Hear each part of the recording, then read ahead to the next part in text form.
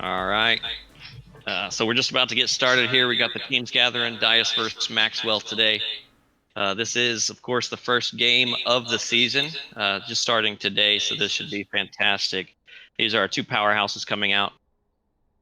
For Dias in the ADC role, we've got are in the top lane. I apologize. It's Buns Glazing, Jungler 315 Crab Wrestler, mid lane Asian Flipside, Eccentric on the ADC, and Seraphine supporting.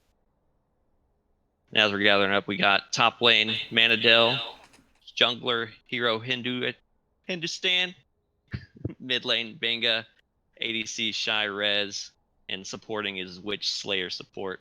Definitely something I'm going to be looking forward today is seeing these two duke it out.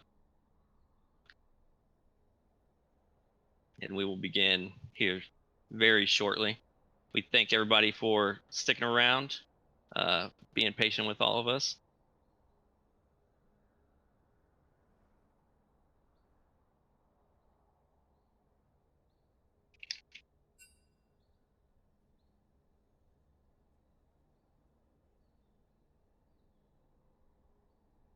And I see chat's mentioning an echo.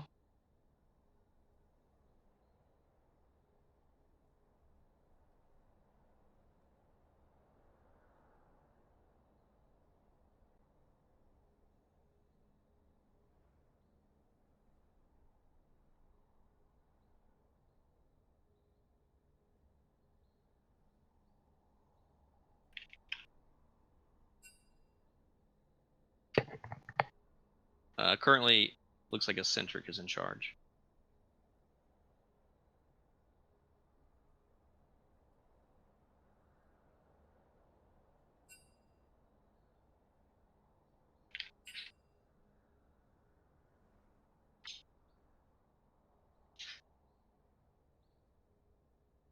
All right. So currently, we've got some leadership coming in to encourage Dias, give them some last-minute tips on exactly how to secure this victory today against Maxwell. So once we get into the game, we'll see what kind of encouragement and tips he gave and whether or not they play off.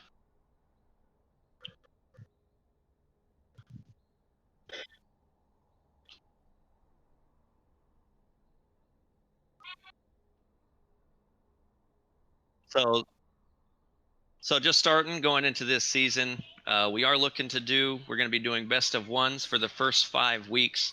We're pitting the teams up against each other, basically in a 1v1, getting one chance to show who is the best, and seeding them into what will be the actual bracket starting on week 6.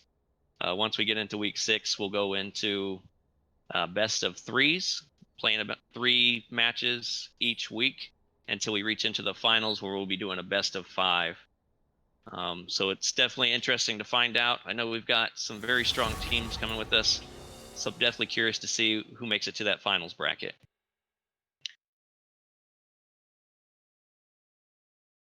And here we go into the picks and bans. First ban going to Team Dias. Looks like they're going to ban out the Elise.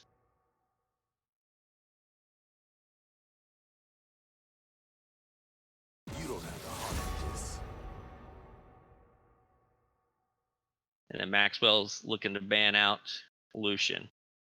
Lucian's a very strong. He's a kind of versatile role. He can be played ADC, but he's been getting a lot of top play lately, going against bruisers. He's very aggressive and definitely harasses really well against the top laners in this current meta.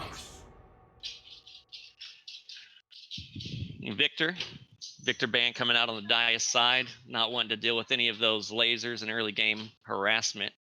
Victor, another champion, very good at outranging a lot of other champions in the mid lane.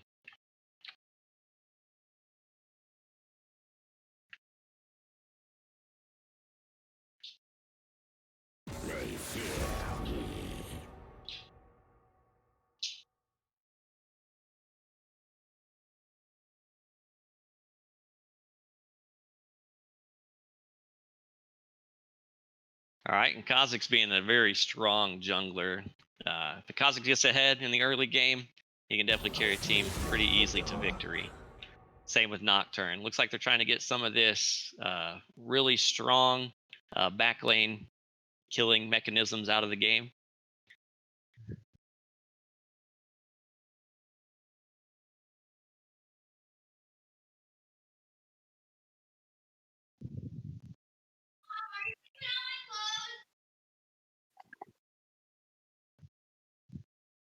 We appreciate you filling in on what exactly League of Legends is. That's fantastic. Enemy team dies, blow up buildings, win game.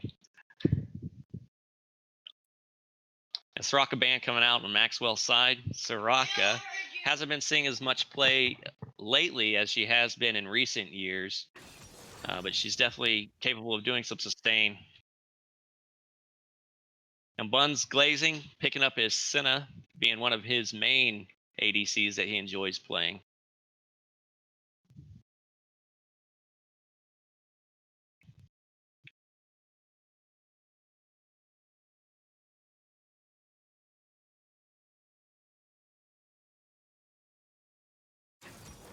Manadale picking up that Ashe. That should be a pretty good matchup against Centric's Senna. Shirez, we'll have to see how they fare with that Ashe.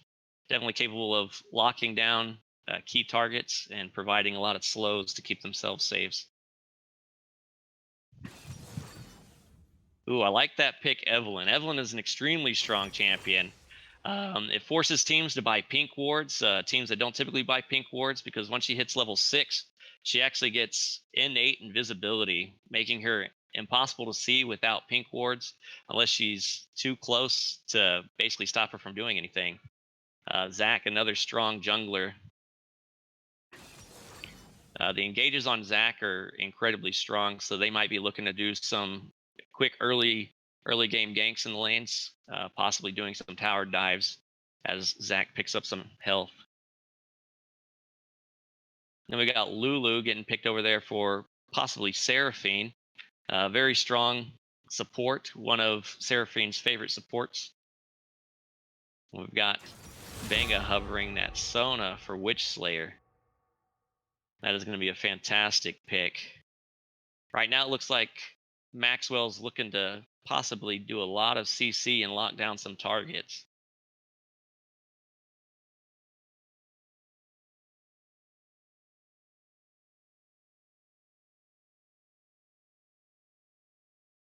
People fear what they cannot understand. Ooh, that Cinder ban, banning out Asian Flipside. In later games, Asian Flipside was harassing quite a bit with his Senna, scaling her into the late game. Senna's a very good champion that scales into the late game, does a lot of early game damage, and is capable of playing safe by casting a lot of her abilities while moving. LeBlanc, I've seen that matchup a couple times. LeBlanc is pretty scary if you allow her to get ahead. Definitely a champ that can fall behind though if she's not too careful.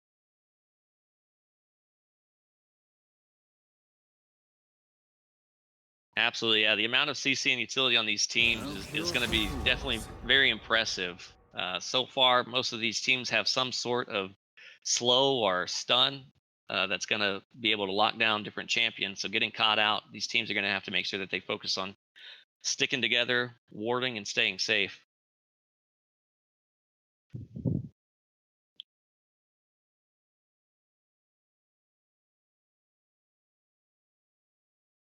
I'm absolutely livid.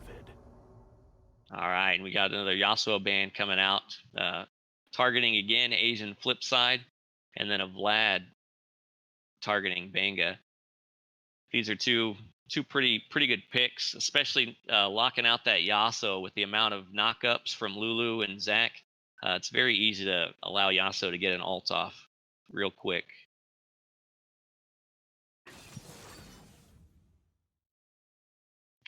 Then we got top lane Darius getting picked out for Manadel. Darius is a very strong early game bully, capable of dominating his lane, and if he gets strong, he becomes a very tanky individual later on in the game. Not the best of team fighters, but with a team supporting as they currently have right now, they can definitely deal some damage. And that Mordekaiser is a very incredible pick. I like Mordekaiser's ability. His ultimate actually pulls a champion into a separate realm and forces a 1v1 fight that can be used to take out any type of CC, or if a threat is becoming too strong, Mordekaiser is capable of eliminating that from team fights. Very versatile ulti. Orianna's a very safe pick. Works really well with Zac. Orianna has the ability to attach her ball to other champions, and wherever her flying ball is, or whatever champion's attacked to, she can use her ulti in that area. So Zac will be able to basically engage that ability much further. Ooh, but with that Zed pick, Orianna's definitely going to have to be careful. She doesn't have any escapes, and with Zed, his ability and his damage output is incredible. So Orianna's definitely going to have to play a little more on the safe side, or Zed will definitely take advantage of her inability to escape.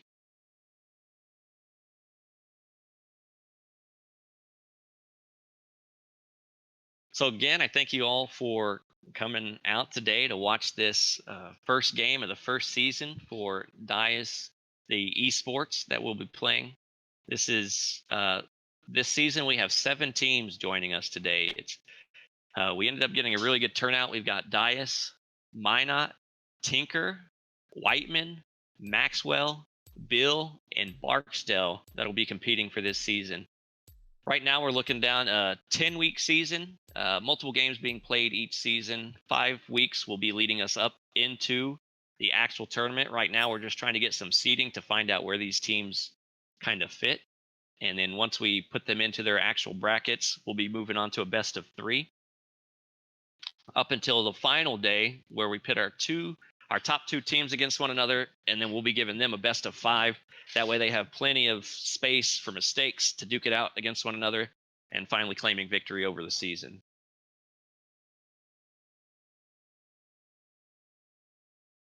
So both of these teams going into this game, it's going to be pretty incredible the amount of CC that they have. We've got Sona, her ultimate has CC. She's going to be able to provide slows, heals, and all kinds of other utility. Ashe, with her ulti, she has a stun. Her ability, her frost arrows, allow her to slow targets. Zed, not so much CC, but his burst potential goes really well with Evelynn. If they catch a target out, there's not going to be much that they can do. Darius has a slow, and he has a ranged ability that pulls a group of champions or champion into him, which will allow his team to pick them off. Going over to the Dias side, Dias has what looks like to be more of an AoE style comp. Mordekaiser is capable of pulling out any type of threat, so he might be looking to pull out that Zed if a Zed tries to engage on the back line and take out a Centric on Senna. Zac will be able to jump in, and he deals his own AoE, which Orianna also deals AoE. Lulu, with her ulti, she's capable of providing a slow, a knockup, and giving health to any champion in an AoE as well. So the team fights are definitely on the favor of Dias, but with the pick potential of Maxwell, we're definitely going to have to see how this plays out. Team Dice is, again, going to have to make sure that they keep ward and keep vision of their enemy champions. If they find themselves alone anywhere, they're not going to live very long.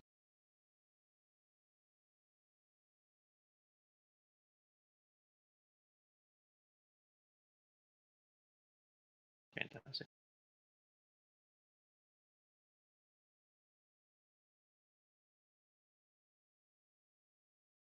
All right, and as we're waiting for this 3-minute delay, allowing the teams to kind of have that ability, that way we can't have anybody spying or watching, trying to find out where the enemy team is. This 3-minute delay will allow the teams to kind of get set and be secure in where they're trying to set up any types of plays or ganks or any type of wards vision. That way it won't be able to be spotted out and caught up. But we're about 10 seconds out here now. And once we jump into that game, we'll definitely get to see what kind of action. Dias notorious for trying to set up early ganks, a lot of jungle invades. Not sure about Maxwell. I haven't got to see a whole lot of their play to determine whether or not they enjoy doing counter jungle ganks or anything like that, but definitely interested in seeing how they stop Dias.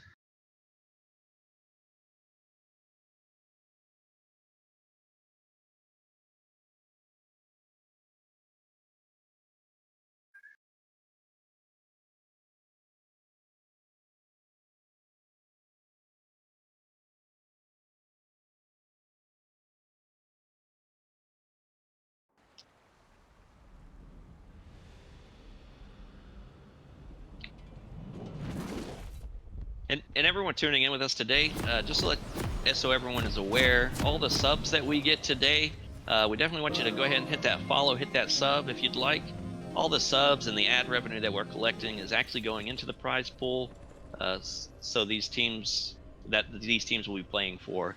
So all the money that we collect from this stream is actually going to go right back into these teams that we're watching today. Welcome to Summoner's Rift.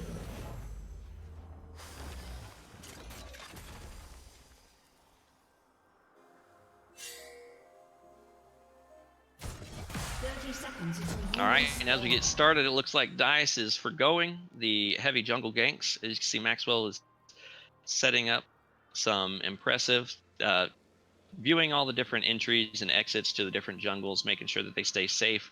We're not allowing Team Dice to rush in and try to get anything off of that.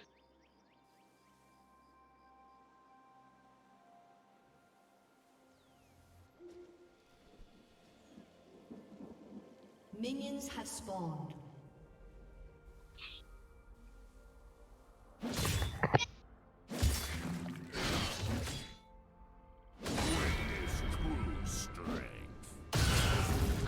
All right, and as these lanes, looks like we had some harassment up top already. Mordekaiser forcing that back due to Darius's high damage.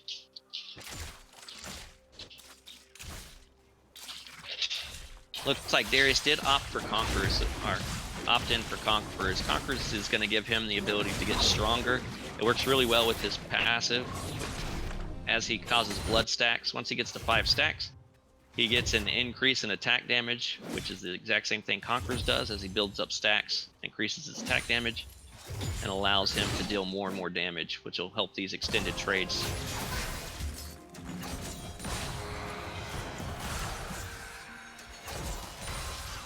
Darius looking like he's trying to cause a little bit of damage. This bottom lane here, the poke potential from Maxwell is going to be very heavy. Sona being able to deal quite a bit of damage with her abilities, and then Ashe with her poke, with her arrows, is capable of dealing a lot of additional damage. Ashe looking to go in and deal a lot of damage to Senna.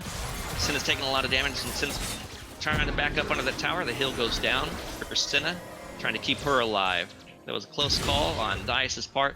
That gives the advantage to the bot lane there. But the poke potential is already pretty heavy. Senna's definitely going to have to play a little more safe with her heal already down. And they're just going to have to farm up.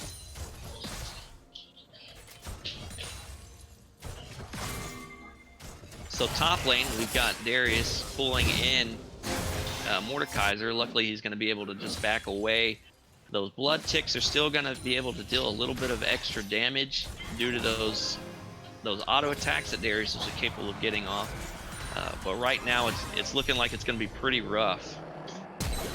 We do have Zach looking top to see if he can do anything. Ooh, and I missed the mid lane. Evelyn getting an early gank on the mid lane. This is not something you typically see, as Evelyn likes to play more around her invisibility.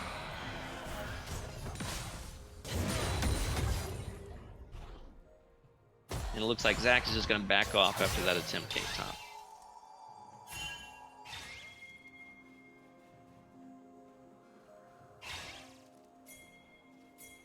As I take a look down to this bot lane, you can see the Senna, centric Senna, is actually getting quite low. Still opting to stick around. Doesn't look like there's a whole lot of pressure with the lane moving and roaming. Looking to secure the scuttle crab there to get a little bit of extra vision in that river.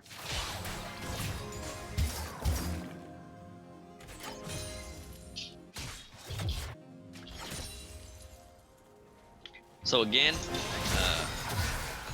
Sona's going to keep taking advantage of the ability to reach in there and poke and heal back up. She is getting a little low on mana, but with Ashe and Sona, they're going to be able to poke them out quite a bit.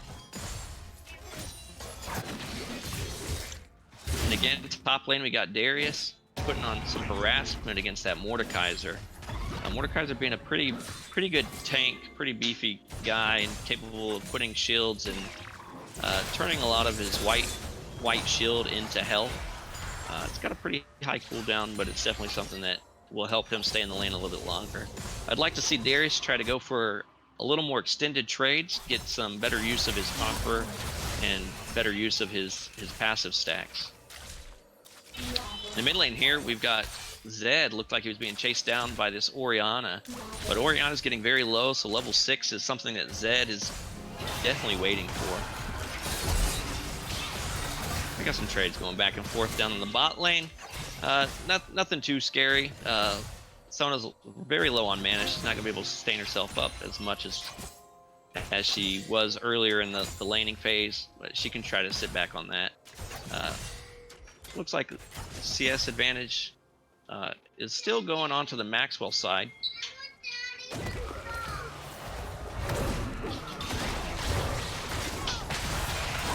And Orianna having to back to make sure that she went back and refilled that health to avoid that level 6 all-in from Zed. One of the benefits of Zed is that he actually doesn't use mana. He's what we call an energy champ or a mana-less champ. He doesn't have to worry about how often he's using his abilities because he has energy that's going to regen it back. Whereas Orianna, the more often she tries to use her special abilities and attacks, it's kind of, she expends her mana. Looking at the top lane, we got Evelyn going to put the charm on this Mordekaiser, barely missing. Not capable of getting off her Q to pull him back in. Darius too low to follow up on that, and Mordekaiser's going to be able to get away. Both members of the both teams for the bot lane opting to go back, buy some items, try to stay relevant as the lane. One of the things that you don't want to do is allow your bot laner to go back and come back and dominate you before you have the opportunity to do so yourself. The top lane, we got Darius. Darius popping his abilities, getting in on that Mordekaiser. He's got his stacks. He's got his ult. Mordekaiser using his shield to live, but Darius is going to be able to pull off one more Q and secure that kill. Zach's going to go ahead and clear out these wards, unable to help. And these are one of the things that I was looking for, these Darius extended trades. His damage output becomes very incredible with his Conqueror and his passive. It's something that Mordekaiser is going to have to make sure that he stays a little safe, a little healthier.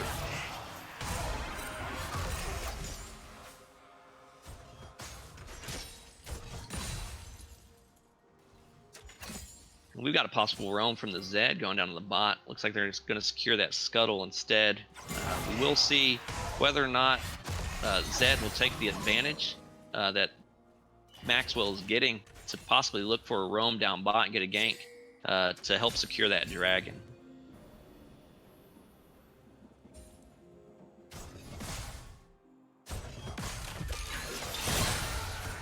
Yeah, we haven't seen too much from the junglers. Zach usually is the one that would gank a little more often or try to secure a couple extra kills due to his ability to dive in. Evelyn typically waits for her level 6, that way she can get that invisibility, but she's been able to cause quite a bit of pain to Darius. But she has finally hit her level 6, so we will start seeing her apply a little bit more pressure in these lanes. Currently got bot lane pushed up to the tower though, so this is pretty easy. This allows Darius to kind of play a little more safe and not worry too much about that poke comp. But we do have Zach coming in. Unfortunately, he's going to get spotted out by a ward, and Maxwell's going to be able to back up and not worry about that too much.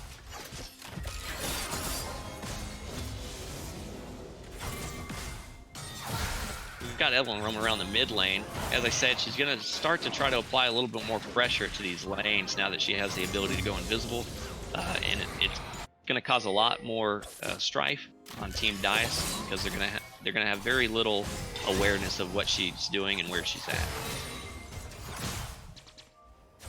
As you see, top lane's actually opting to back out. unaware of where this Evelyn is, and this is the kind of pressure that Evelyn allows to cause lanes. You've got Buns glazing on this Mordekaiser, full life, but he's still opting to back because he's not quite sure where that jungler is, and without the vision, he definitely doesn't want to get taken out by Darius and getting him too far ahead. You got Zed in the mid lane is actually up by about 9 CS. Oriana's got a couple minions there, but he is getting a little more ahead than Oriana. I would like to see him start performing a lot more trades, a lot more harassment with him being an energy-based champion. Oh, and we got that gank top lane. Ooh, looks like Zach's passive may save him. Yeah, Manadel trying to take him out, unable to get the 4 little blobs, and Zach's just going to go ahead and heal right back up there. Darius was capable of taking out that Mordekaiser. And with that, we will see Maxwell securing this first dragon. There's not a lot that Dias is going to be able to do.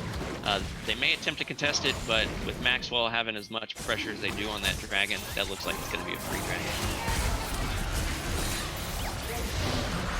Then you got bot lane coming in, looking like they wanted to investigate, but they're going to get caught out. There goes that Evelyn, getting the charm. You see Zed go in against the Lulu. Lulu's going to pop her ulti to give her some of that health and slow down the Zed. And there goes the Evelyn. Sneaky little Evelyn running in and using her ulti, which allows her to not only deal the damage, but back out of that tower range. That's 2 additional kills for Maxwell.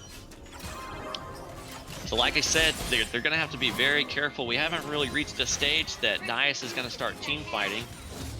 So right now, Maxwell's capable of picking off these champions. They have a very strong team comp for picking off champions. And we got Darius in the top lane getting about half the damage of Mordekaiser. And that was just from one quick trade. So Mordekaiser is definitely going to have to start playing a little more scared, playing a little more safe, which is going to cause him to miss out on CS and get even further behind. We're currently sitting about a 4 gold deficit for Dias. Maxwell is really showing up for this season. They've been putting on a lot of pressure on Dias.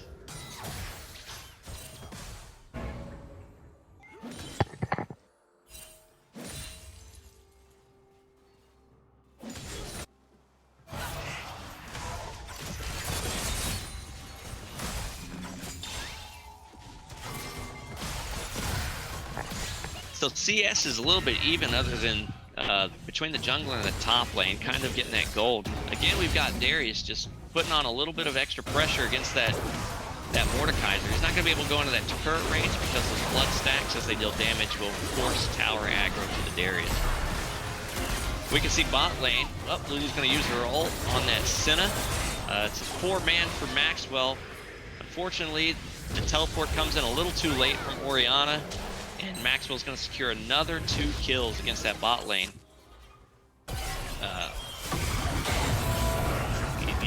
That Mordekaiser opting to use his teleport coming into a much too late of a fight. There were already 2 members down and the teleport still went out. There wasn't much that he could have done there. And unfortunately that teleport is going to allow Darius to get a lot of extra damage on this tower, building a few more stacks and just further increasing that gold lead. And Oriana getting caught out in the jungle. Again, these picks for Maxwell, like I said, they're going to have to keep that vision. They're going to have to make sure that they're aware of Maxwell's champions, or they're going to keep getting picked off like we just seen. Turret plating will fall soon.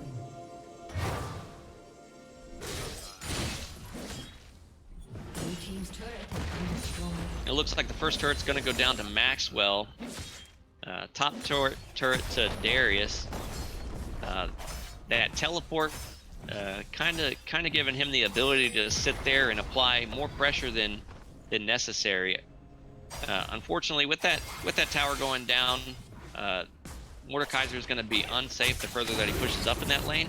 So he's definitely going to have to be careful how far he pushes his minion wave out. With no pink wards, he does have a pink ward currently sitting, so they have a little bit of vision to kind of catch out that Evelyn and keep himself safe. but Evelyn being able to skate most vision other than the ability to detect invisibility is going to apply that pressure. And you can see Evelyn looking at mid lane, getting ulted by Orianna. Orianna doing lots of damage. Evelyn having to use her ulti and unable to secure that kill. But Orianna is going to have to back up. And Zed goes in, Zed using his ulti, and will secure that kill. Zach coming in a little too late against those two champions. The damage output of these two champions is outrageous. And the further that they get ahead, it's going to be very hard for Team Dice to overcome a 1v2 situation. Darius doing Darius things, capable of pulling out and securing a kill top lane. Dice is going to have to look to do something to stop this bleeding. They're currently sitting at 10k gold deficit. Your team's turret has been destroyed. Tower will go down mid lane. Bot lane's looking to secure their first tower of the game. Actually, looks like they're going to back and opt not to take that tower. Top lane taking its second tower of the game. And with this, Maxwell might be looking to take the next Drake. That dragon, it's going to be extremely hard for Dice to contest this next dragon.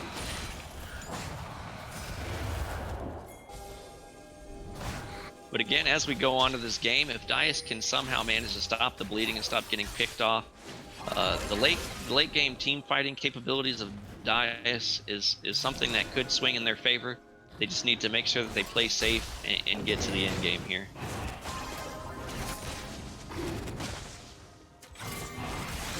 As you see Maxwell going ahead and opting to take this dragon, knowing that there's not much Team Dice can do at the current standing. So Team Dice is going to have to opt to just farm up and make sure that they can kind of close the gap on this gold difference.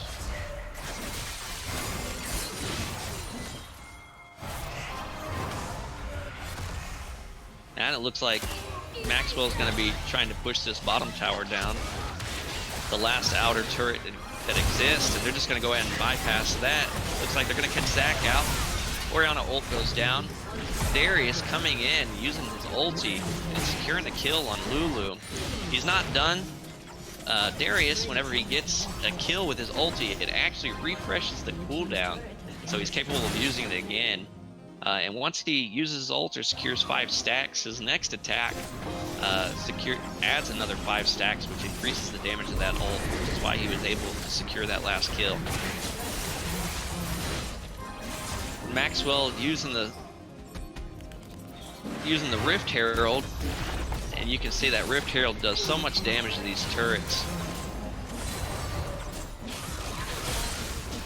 Right now, Dice is definitely just going to have to try and stay back. It looks like they opt to go in for an engage. They do take down that Darius, securing a kill. We've got Mordekaiser taking Evelyn out of the fight, unable to get the kill as Evelyn uses the blast cone to get away.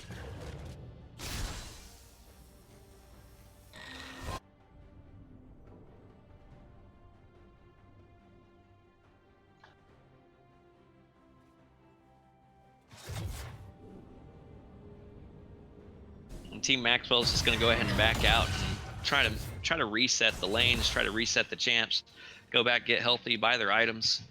So Dice was able to secure a shutdown gold bonus on that Darius, which is can be very helpful. That's 700 gold that went to Team Dice. So this is definitely something that can give them a little bit of extra gold, try to help get them back in this game. There is still a 12k gold difference. So the dynamics of this team, again, Team Dice definitely needs to start looking at team fighting, or creating more team fight oriented attacks, trying to stick together.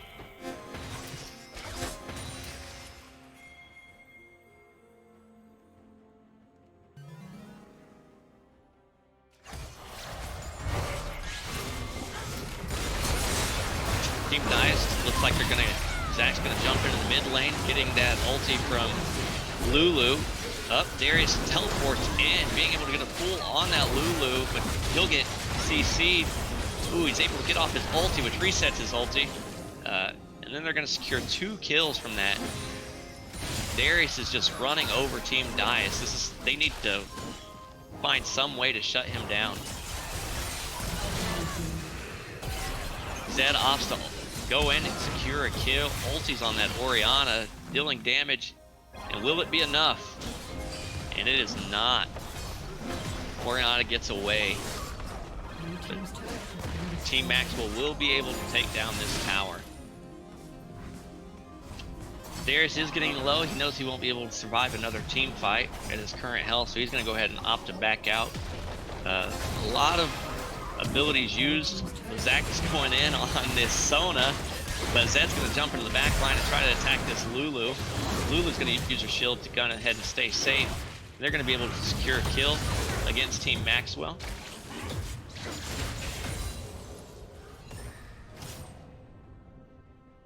So that was a play that worked in favor of Team Dias. Zach opting to go in and try to pick off the weakest member of Team Maxwell just to see if they can get some kills on the board.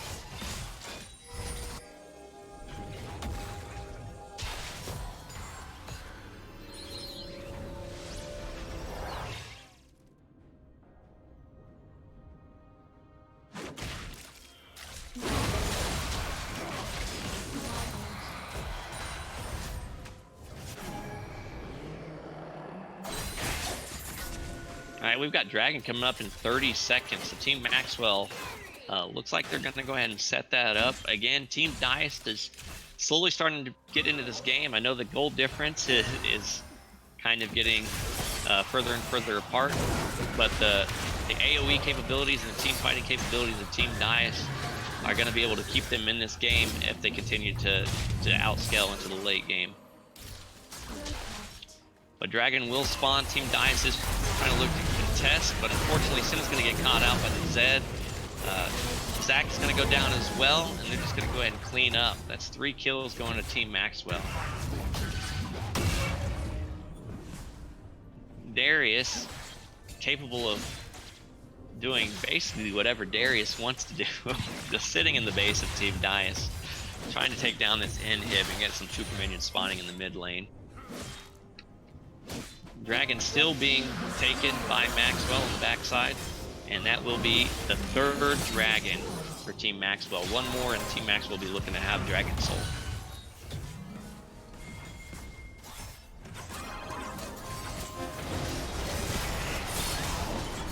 Alright, that's another, that was the final inhibitor tower for Team Dias. Team Dias is, ooh, Zach tries to go in, but ends up getting pulled by the Darius. He's going to go ahead and use his ulti. He gets ulted by Lulu as well, causing that extra knockup. That's slow and a little bit extra health. They are capable of taking out Darius. Darius is going to go down. Mordekaiser is going to be able to get out and escape that. The rest of Team Maxwell splits off and tries to avoid any extra kills going over to Team Dias. And again, we see, even though Team Dias is behind in what would look like gold and items, they're still capable of pulling off a lot of damage and staying in this game. Lulu's going to slow down this Evelyn, and they're going to try and stay caught up, and the kill's going to go over to Senna. And this is another shutdown. As we get more and more shutdowns onto this ADC, we're definitely going to see her get stronger and stronger. She's going to be able to take down targets, and if she can stay safe and prevent from being taken out by Darius or Zed or Evelyn, which is very hard to do, she'll be able to lay down quite a bit of damage. Again, this AoE team comp, I know I keep saying it, this is something that Maxwell's going to have to watch out for.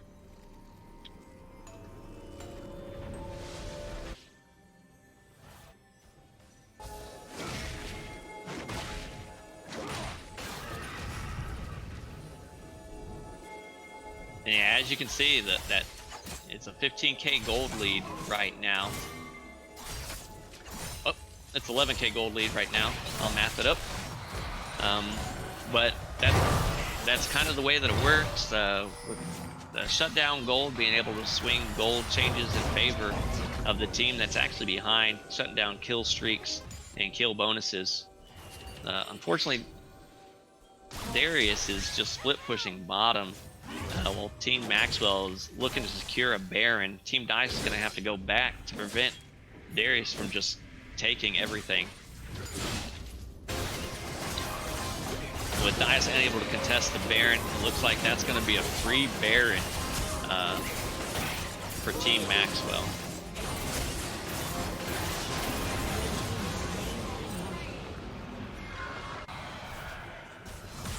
This is going to give a lot of additional push power to Team Maxwell. Team Maxwell is going to be able to buff up their minions that are already pushing in. They've currently got super minions spawning in that mid lane, and all the inhibs are open. So there's nothing stopping Team Maxwell from forming up and going for these last two inhibs and securing the win for this game. They still need to be careful of the AoE capabilities of Team Dice. But right now, with the Baron buff on Team Maxwell, Team Dice needs to sit back and try to stay safe. Looks like Zach is actually going to dive in and try to take out the Ashe. Ashe is going to flash it over the wall and be safe from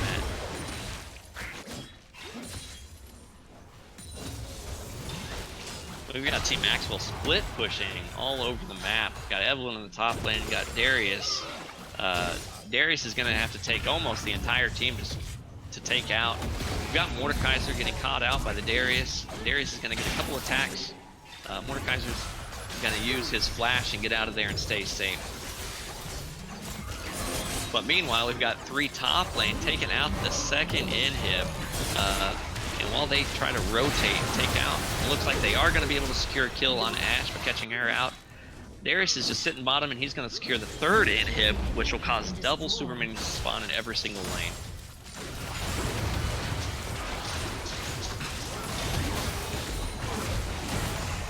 Yeah, Zach has been making some very good jumps. He's been able to force out flashes on the ADC, which prevents her from playing as safe as she'd like to play in some of these team fights. Zach is flying across the map. It looks like they're going to try and catch out this Darius right now, chasing him down the lane. Zed's coming in. Looks like he opts not to go ahead and make this turn. Zach opting to jump in over the wall. Darius is going to turn, but unfortunately Darius is not going to be able to get away from this one. He is going to try and turn it and try to get some kills on the team. His Q gives him the ability to heal, but unfortunately he was not able to get anything off, and he will go down. As you can see, the 4th dragon spawning for Team Maxwell. If Team Maxwell is capable of securing this dragon, that's going to get the dragon soul, which is going to increase a lot of the boost that they have. Zach's choosing to dive in, and it looks like, unfortunately, Team Dice just gets eliminated by all the abilities of Team Maxwell.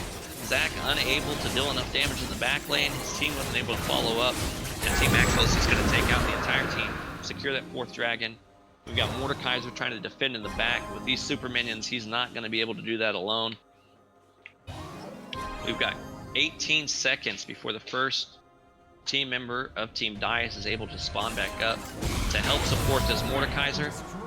So it looks like Team Maxwell is going to push this down, and this should be a win for Team Maxwell.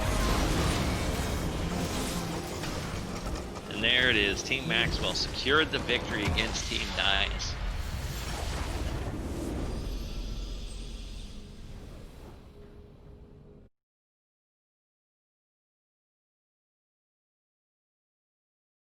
So as we go over to the end of the stats screen for the end of game stats, we can kind of see the differential between Team Maxwell and Team Dice. Just sitting in the top lane alone, Darius was 12,000 gold against Mordekaiser's 7,000 gold.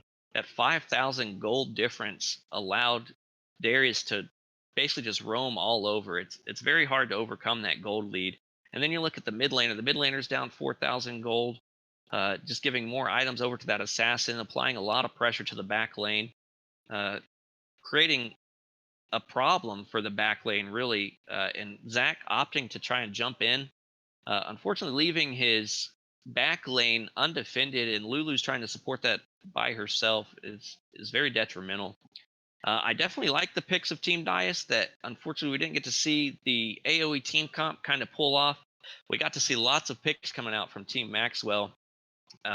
as stated at the beginning of this game, Team Maxwell was going to be looking for picks. They were able to play their team comp the way that it was meant to be played, catapulting them into the mid game and essentially leading them to a victory.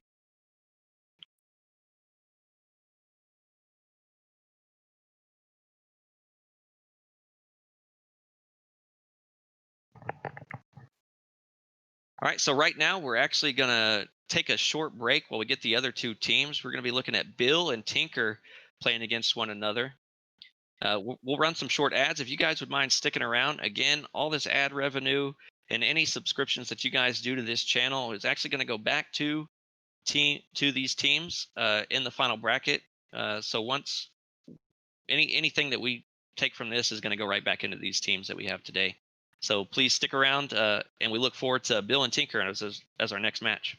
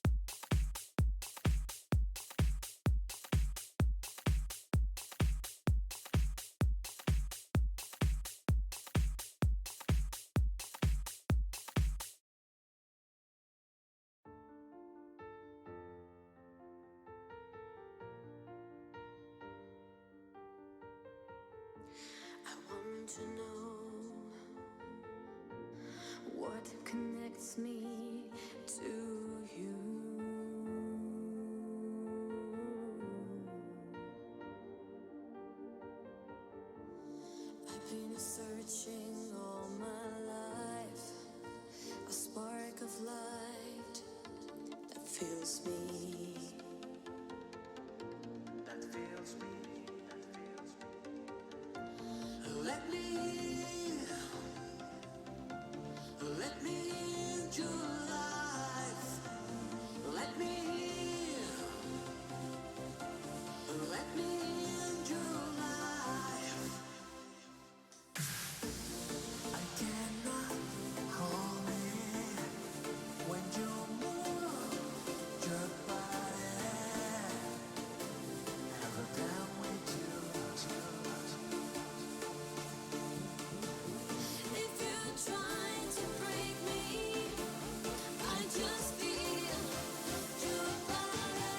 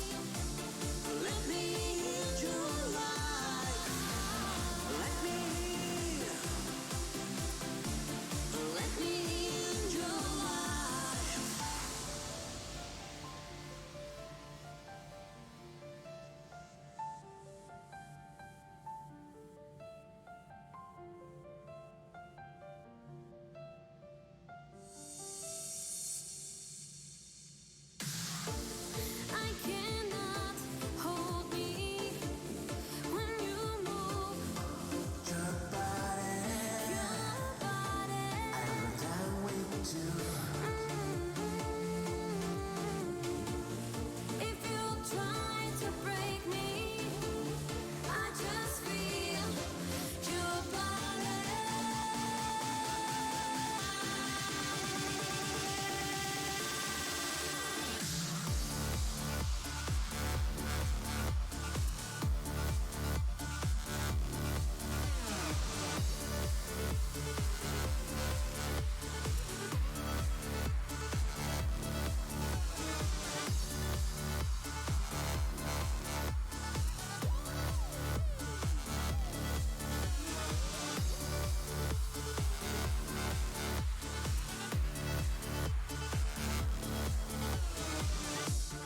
I cannot hold me when you move your body.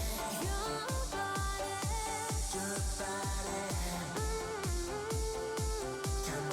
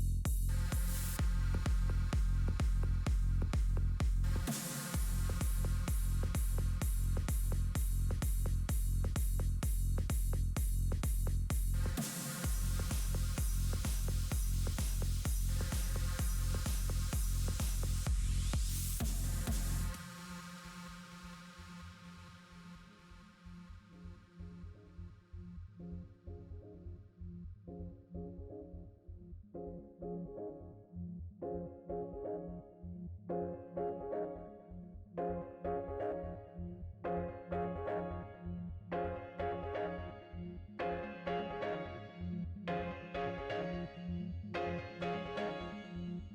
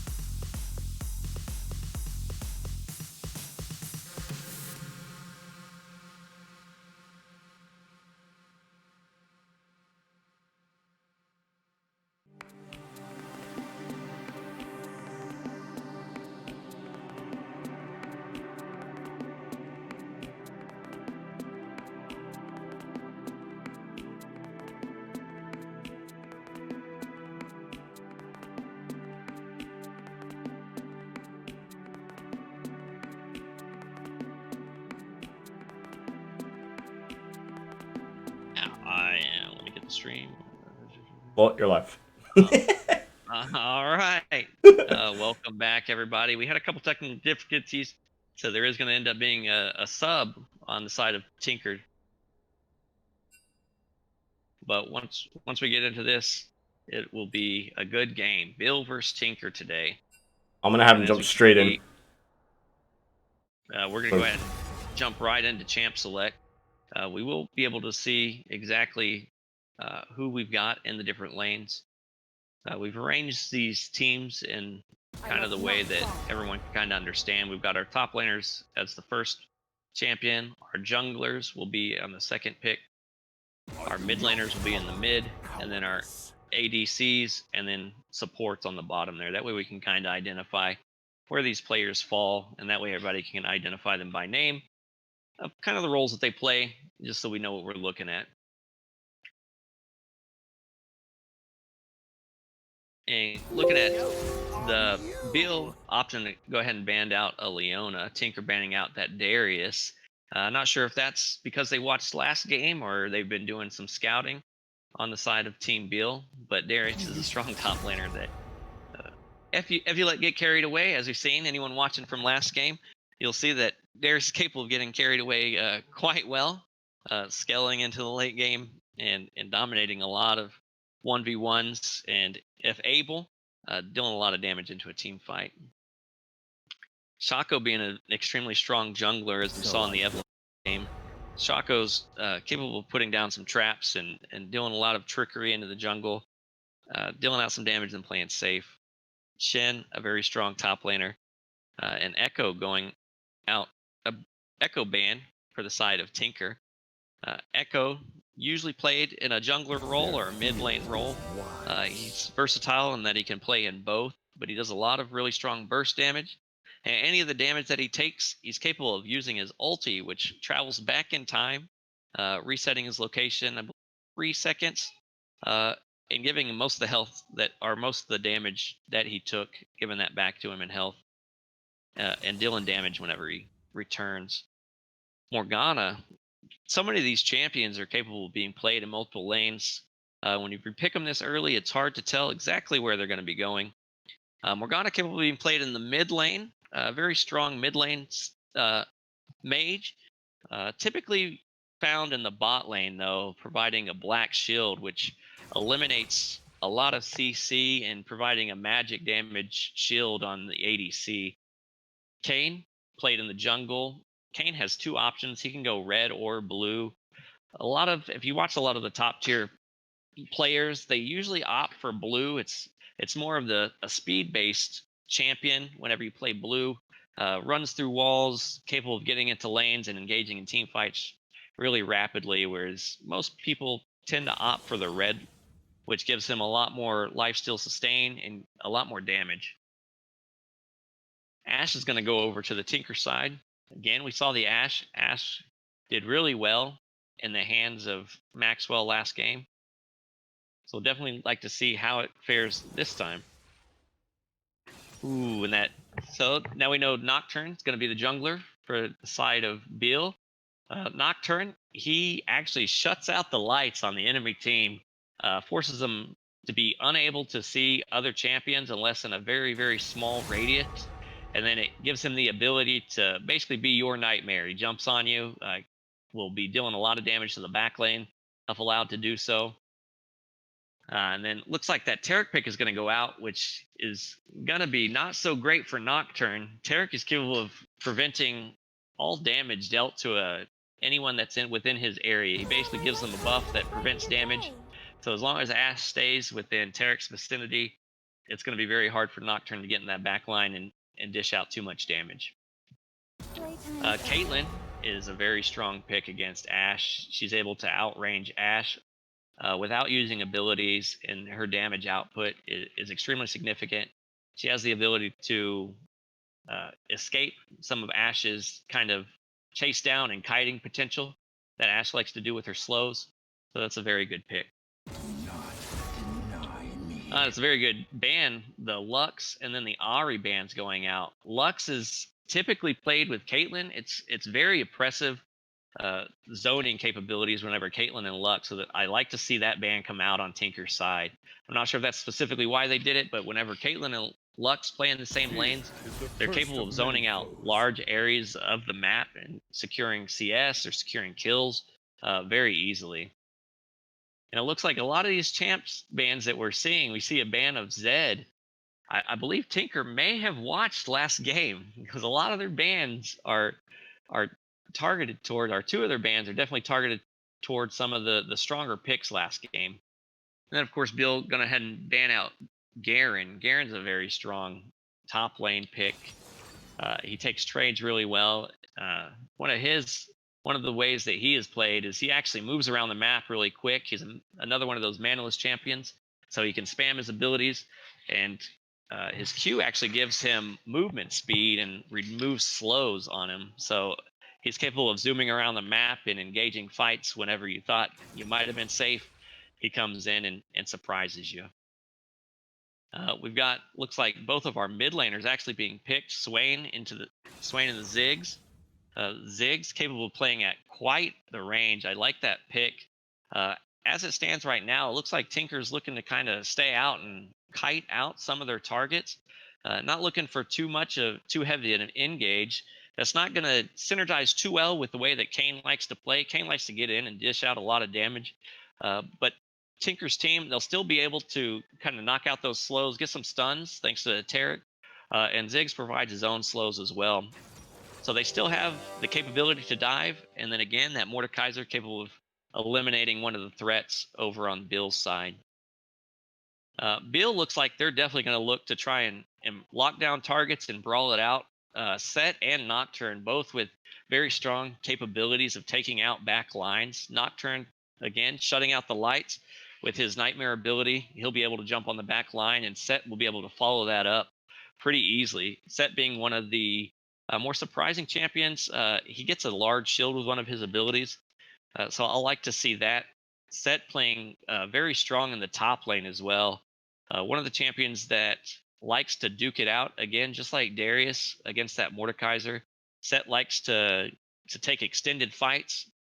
He has some attack speed. He has the ability to get some shields and heals.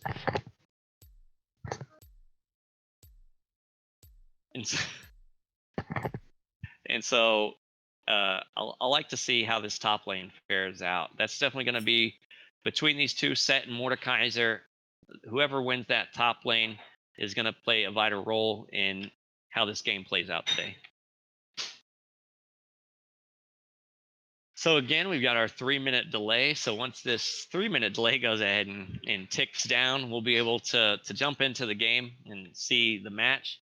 Again, 3-minute delay, just providing that buffer, allowing the teams to have the safety and security of their plays and where they are on the map, not being scouted out as we're streaming the game today.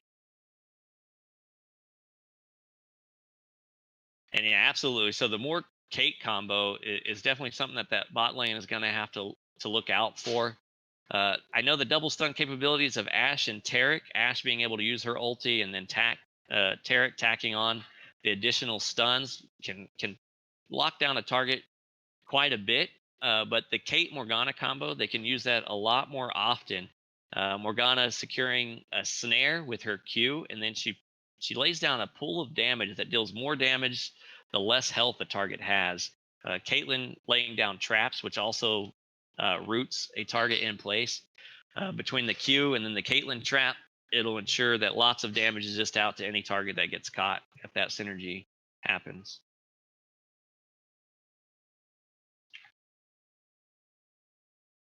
So yeah, we're looking at there's not too much zoning capabilities. A lot of times Morgana. So unlike Lux, Morgana's pool, a lot of people will typically still walk through that.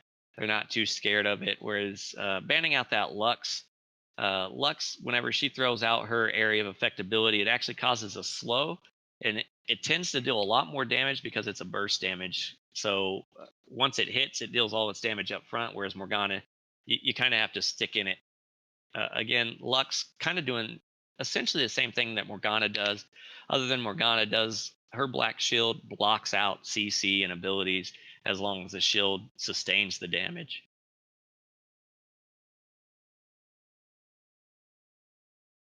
So the season that we're currently playing in, it looks like it's going to run about 9 to 10 weeks. Currently, it's scheduled for 10 weeks. But one of the things that we don't have Riot's full support, so we're unable to delay any type of preseason that they're looking to do in November.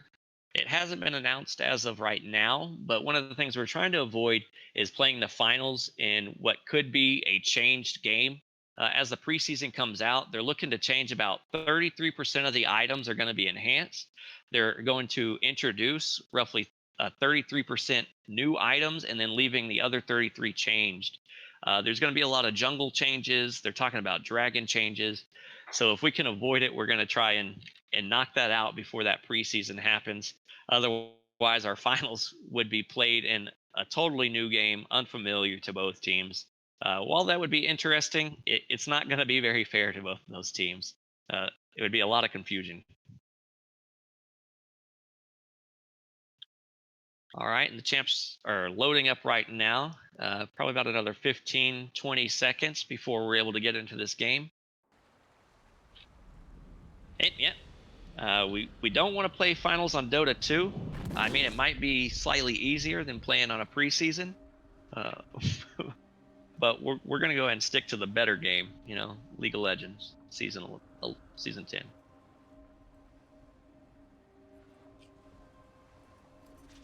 All right, looks like the champs are actually spawning in. So we'll switch the stream on over and see what happens in the early game here. Come on, does this look dangerous to you?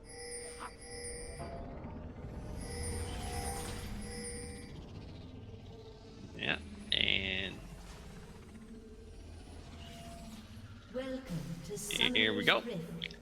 All right, we see a couple pings going down. It looks like they're just trying to ward out their jungle or kind of check and close off 30 those choke seconds points. until minions We do spawn. have Nocturne and Set. Those two are going to be a force to be reckoned. You can probably see them trying to coordinate quite a bit of attacks, with Set being able to jump in and dive back lanes, and again, Nocturne being able to jump in and dive those back lanes. They'll be trying to get some picks between those two, so that you definitely want to keep your eye on them. Where one goes, the other may follow. Minions have spawned.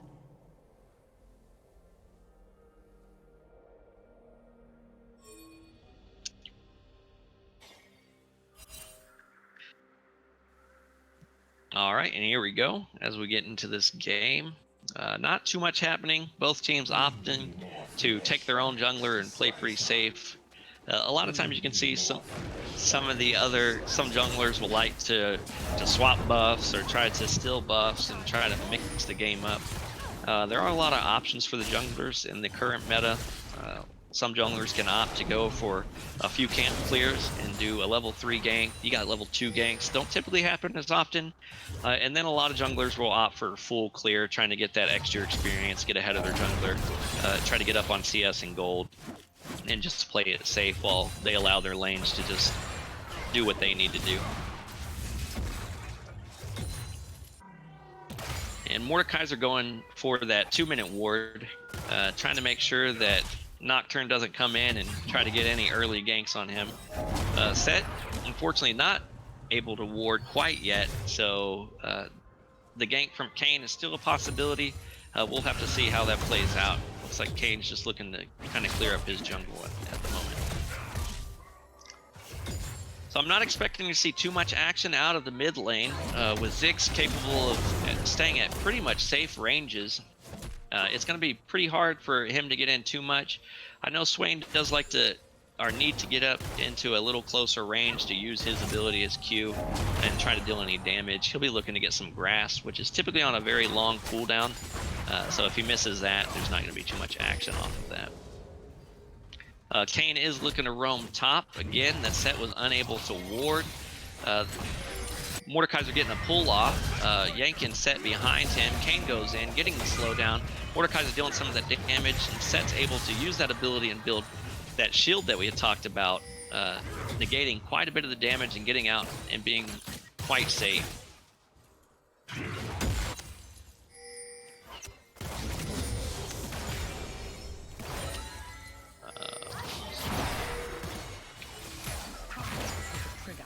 One second as we take a look at the stream here.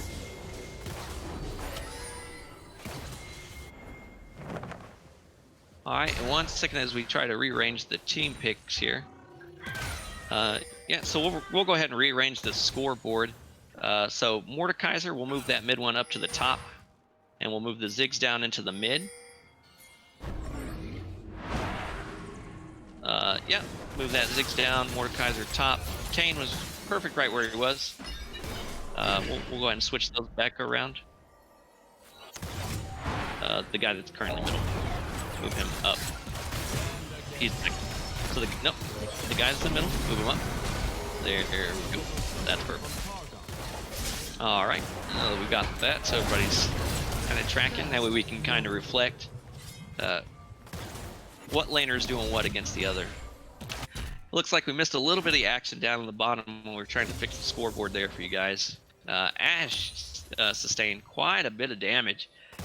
She's going to have to use some of her poke to stay safe a little bit, and then take advantage of the lifesteal on that Doran's blade.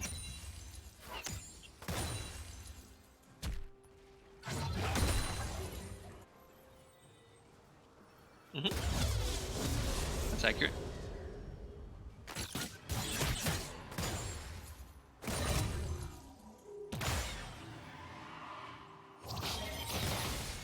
All right, not too much action going around. We've got Set counter jungling right now, or roaming around looking for picks.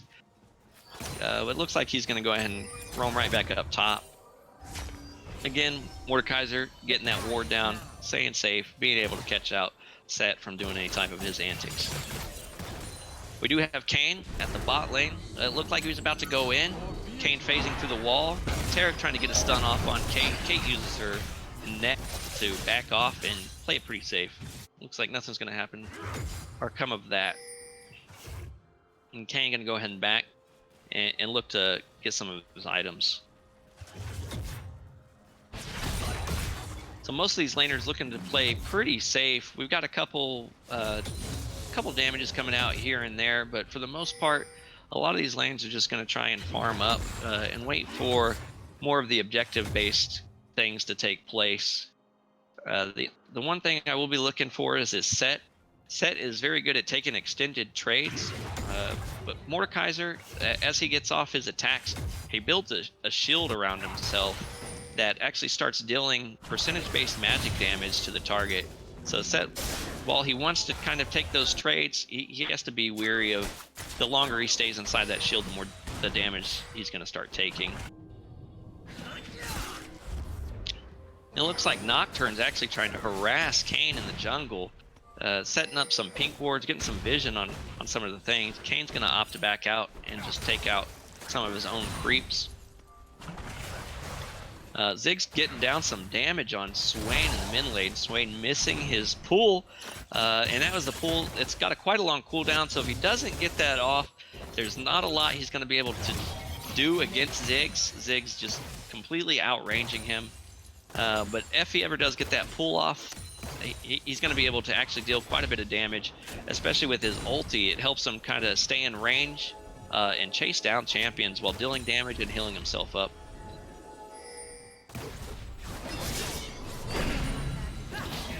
It looks like Kane's actually going to go in and try to deal some damage to Morgana. She's going to spell shield and avoid that slow, take no damage. Kate dealing out some damage to that Ashe, chasing her down, but they're going to back off and remain fairly safe.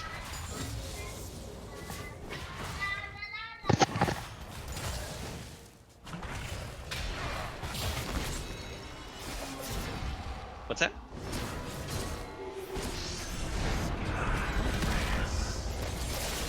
Oh, and it looks like Kane's going to go through the wall, and Nocturne opting to use that ulti and follow him through the wall and secure the kill on Kayn. And that's going to be a kill for Bill. And as we saw there, Nocturne's ultimate shuts out the lights regardless of range to all the targets. So if you don't have vision on Nocturne, you never know what lane he's actually trying to get. And whenever he goes in, the team communication is definitely going to have to be on point. To make sure that they're aware where he's going and who he's actually getting on top of. That Kayn there, it's always whenever the lights go out, bot lane typically tries to play a little safe. You might see anyone else that's not aware of where he's at trying to back off just to make sure that they're not getting 2v1'd or 3v2'd and swinging any type of favor. But as the game goes on, Kayn is slightly behind 2 levels at the current moment and sitting down about 20 CS. He's going to have to start farming up, or maybe once he hits that level 6, he'll start to look for some ganks and try to deal some damage to the towers, maybe get some kills and try to get ahead of himself. Bot lane's currently pushed in at the moment, so there's not too much that's going to go on there. Ashe is just going to try and farm up and stay safe. It will allow Caitlyn to use her range quite a bit, but it's not something that Ashe needs to be too weary of at this point. Bot lane definitely making sure that they keep those wards out to stay safe. And there goes the ultimate on Swain, as we can see. It looks like he's not able to actually be in range. Opting to go ahead and pop that ulti, save some of his mana. And he does end up getting the grasp off. He gets the slow off. Ziggs often uses bomb and back away. Without that bomb, it was going to look very rough for Ziggs. But Kayn looking to come in, going over the wall, getting down a slow. The Ziggs ulti barely missing and not getting down as much damage as it needed to. Kayn unable to actually get on the Swain and secure any of that kill. But the top lane looks like a lot of damage is going down to this Mordekaiser. He's getting quite low. And with the ability of Set to actually tower dive, Set has a very strong tower diving capability. Whereas if he uses his abilities, he can pull them in, he can run past them, and he can ult them away from his tower, dealing quite a bit of damage. And if he needs to, he can opt to go in and use that very big shield that he gets. Again, Ziggs using that bomb defensively to go ahead and get away from Swain and further prevent any type of damage that he might deal. And Caitlyn and Morgana just beating against this bottom lane tower. Unfortunately, one of the things that Taric doesn't have is he doesn't have the ability to deal too much damage in the early game. He's one of your more traditional supports in that he just tries to keep his ADC safe. And Ashe, actually, we missed Ashe's ulti, barely missing and unable to lock down any of the targets in the bot lane. So she's going to have to wait on that to come back up before they can look to get any picks between those two.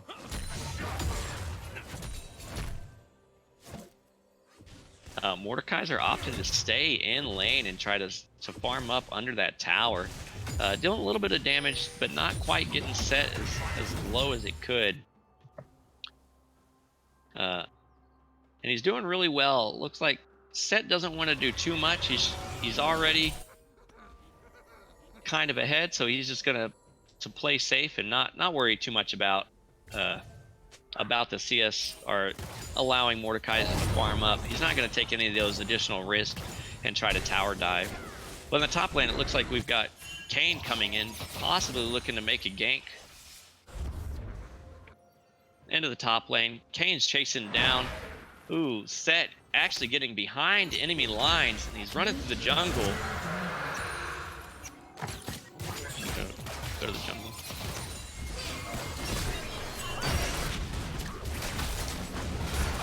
And trying to get up there and look at that. Yeah, and as we see, Set was actually behind the back lines. It looks like he's going to get some of the support from Nocturne. The fight's going to go out. Nocturne's going to jump onto that Kayn. Kayn's going through the walls. Nocturne's still following the Kayn. Kayn looks like he's going to be safe. There's still a fight going on between the Swain and the Mordekaiser. It looks like Mordekaiser's going to be able to back out. Ooh, but Kayn opting to go back in and try to deal some damage to that Nocturne. Nocturne's securing the kill, but the tower's going to go ahead and back him up and get the revenge kill that Kayn was looking for. Yeah, Set was in a lot of danger there. He was running through the enemy jungle, had 3 teammates chasing him through that jungle. Luckily, he was able to actually get away almost unscathed. As we look at his health, he's got full life. There was a lot of fights kind of breaking apart there. Not too much team fighting happening. Looked like most people were kind of going for their 1v1s, trying to deal out the damage to the target that they thought they might have been able to take out. And unfortunately, the 2 junglers were the only ones that actually killed each other in that fight. And again, we got the Swain getting a couple pulls down, but Ziggs just able to sustain and outrange Swain.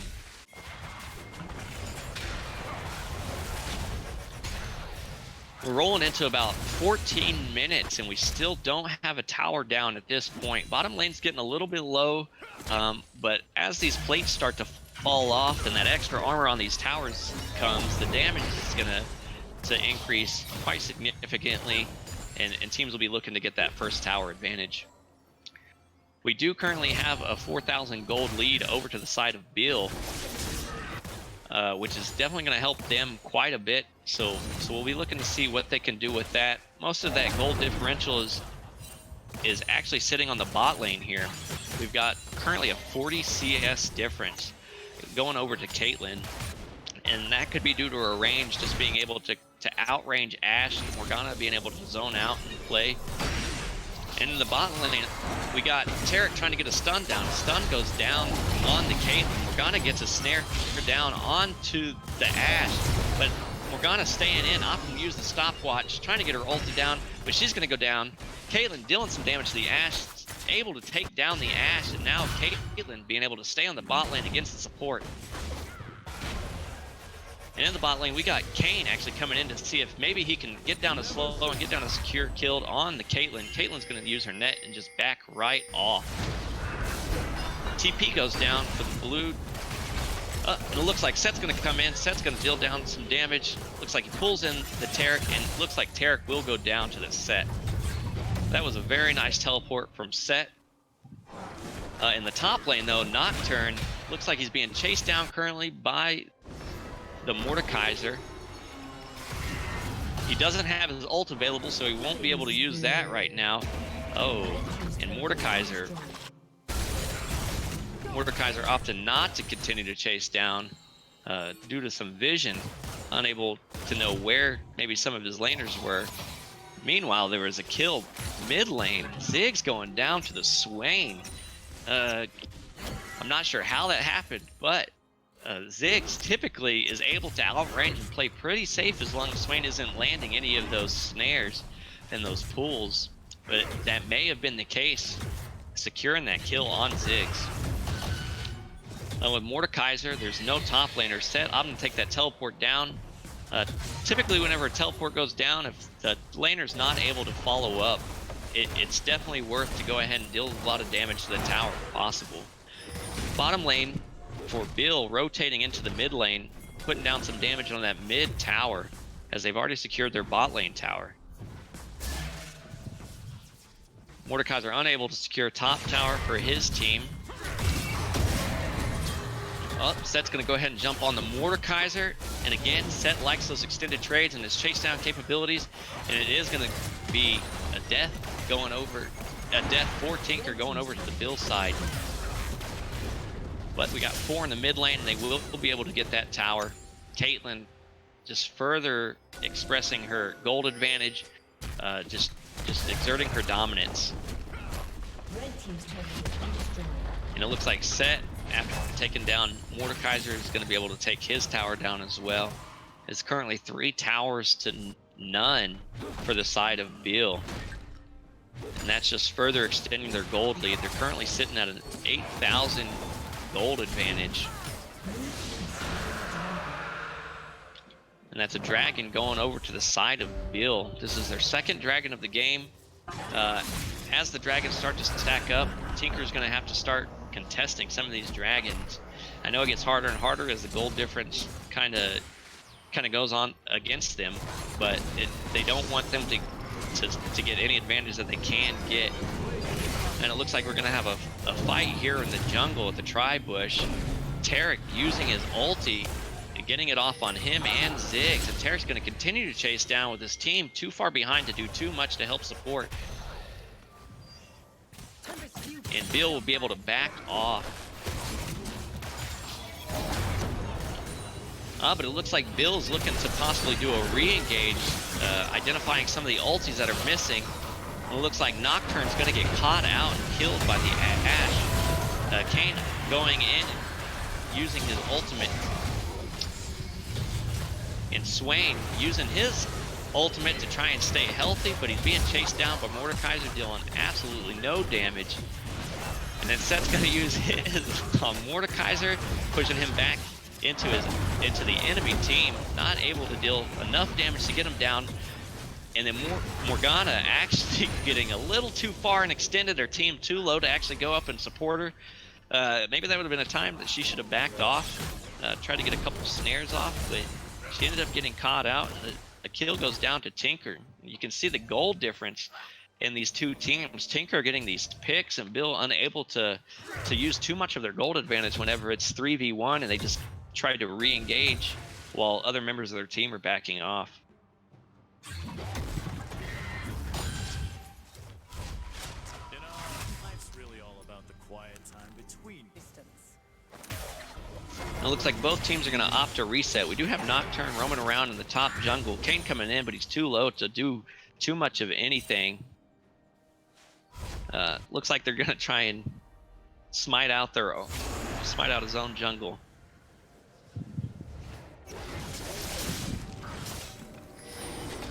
But Nocturne, once again, roaming into the side of Tinker's jungle. Kane too low to defend his own red buff. And that red buff is going to go over to Nocturne.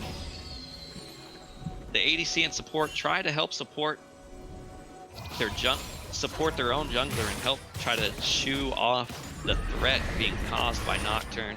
Nocturne's just going to back off with no damage dealt. And Nocturne, sitting in the bush, looks like they're trying to make a play in the top lane. Nocturne just throwing out a Q as Tinker takes down the Rift Herald, preventing any damage dealt to their top lane tower. Meanwhile, you got the mid lane actually sitting there dealing quite a bit of damage. Caitlyn's CS lead is still growing.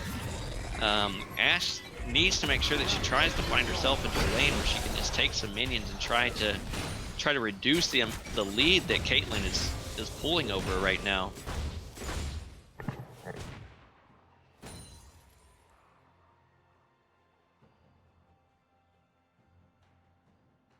We've got Dragon coming up in about a minute and a half here. So this is something that Tinker's definitely want to look for. They don't want Bill to have that third dragon that puts him in the Dragon's Soul range. And again, extends them even more ahead by giving them additional buffs that they don't want to have to worry about. If they can try to contest this dragon, it would definitely be in favor of them, even if they're able to secure it. So we've got some wards coming out on the side of Tinker, but unfortunately that ward's going to go down. Bill just has the advantage, and they have the power.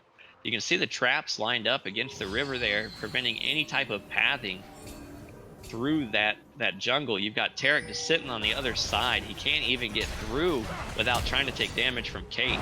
Those traps, and that's what we talked about earlier, that ban coming out. Oh, it looks like Ziggs is going to get caught out, and there's not too much to say about that. Getting caught out, he's just going to get blown up and eliminated. Opting to use his ulti and deal out a little bit of damage, which isn't too much. Mordekaiser's missing his pool, and the entire team is going to back off. Caitlyn uses her ult, dealing some damage to Mordekaiser. Mordekaiser's going to go in and use his ulti. Tarek opts to use his ult, and doesn't look like it's going to do too... Ooh, actually, it stopped quite a bit of the damage on that side of... it didn't. I am lost. That team fight was all over the place, and Tinker gets aced without losing a single person from Beal. Unfortunately, that Tarek ult was not able to land on his team and keep them from dying. And this is the dragon that we were talking about. The third dragon will be going over the Team Bill, putting them in Dragon Soul range and further extending their lead. Right now, Bill is a 10,000 gold lead over Tinker. Tinker is going to have to start looking for some picks and getting some stuns off, and it looks like they're doing just that. Ashe is chasing down the Morgana. Morgana is running for a life set. Oh, and she decides to turn with her team backing her up. I think this is the time that she should have maybe pursued just a little bit longer and tried to get some gold from that Morgana.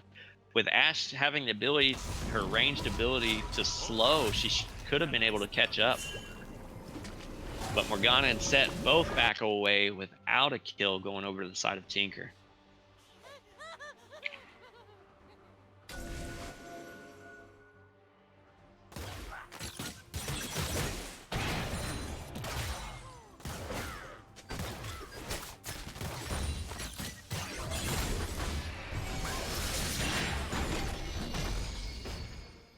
It looks like Caitlyn's going to go back.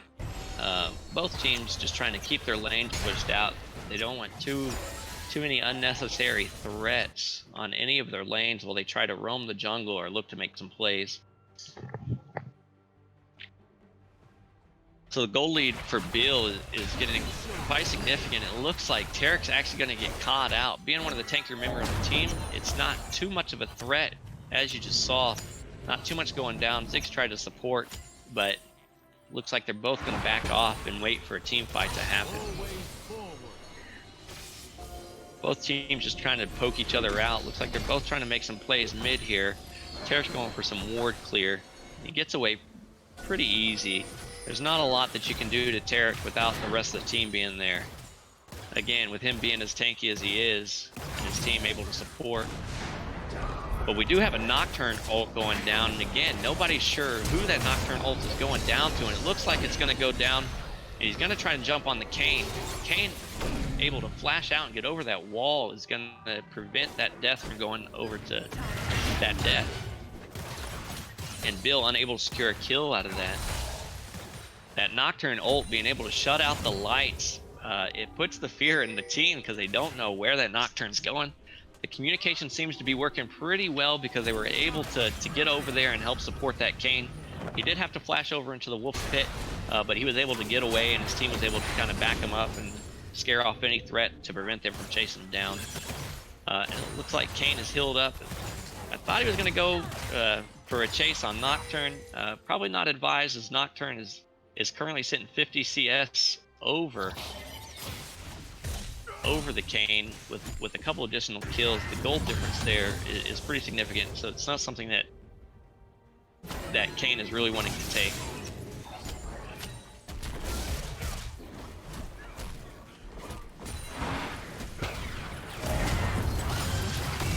And as it stands right now, we currently have no deaths on Caitlyn and no deaths on Set.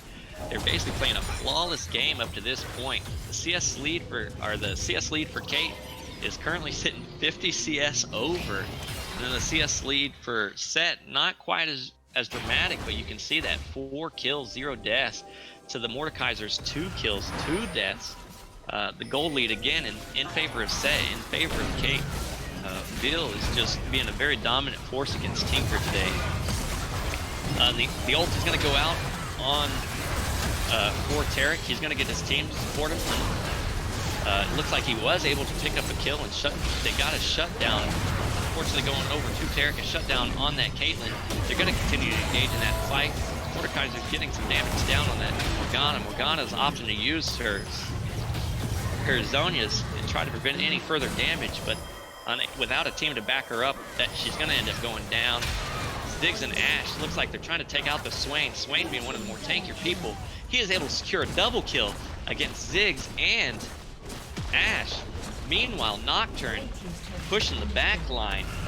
Got mini waves, taking down a Nexus turret, looking to go for that second Nexus turret. Looks like Mordekaiser's going to try and scare him off, and it works.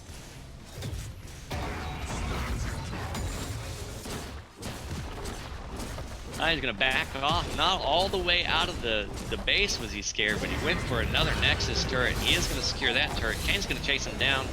Nocturne looks like he's going to try and get away. He's got 2 enemy champions chasing him. He's not going to be able to get away too easy. Oh, Set coming into the back line, saving his teammate, pulling everybody in, but it looks like he's going to make that ooh, he's using the shield. Gets that giant shield. He's got 3 members of the team chasing him down. He's going to end up going down to the Mordekaiser. Mordekaiser going down to the Caitlyn due to the red buff. Kane tries to jump in. He's trying to get some of the life back. Caitlyn has the Morgana shield on her, and she's going to end up taking down the Tarek. And it looks like Swain is going to take down the Kane. That was a lot of kills going all over the place for both teams. Man, that engage and re-engage, that is crazy. That Set, I don't know what he was doing. He appeared out of nowhere to save that Nocturne's life, and he died for it, but that was amazing on the side of Set. They ended up getting 3 kills over onto the side of Bill.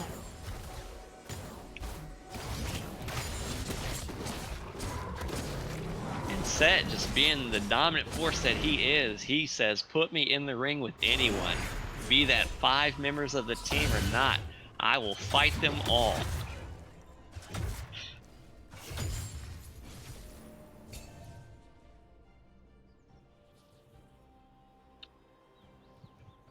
both teams opting to take a little bit of a breather after that all-out brawl, extending all the way from the base down to the dragon pit. Just trying to push out their lanes and get a little clear, maybe catch their breath, you know, blink their eyes a little bit.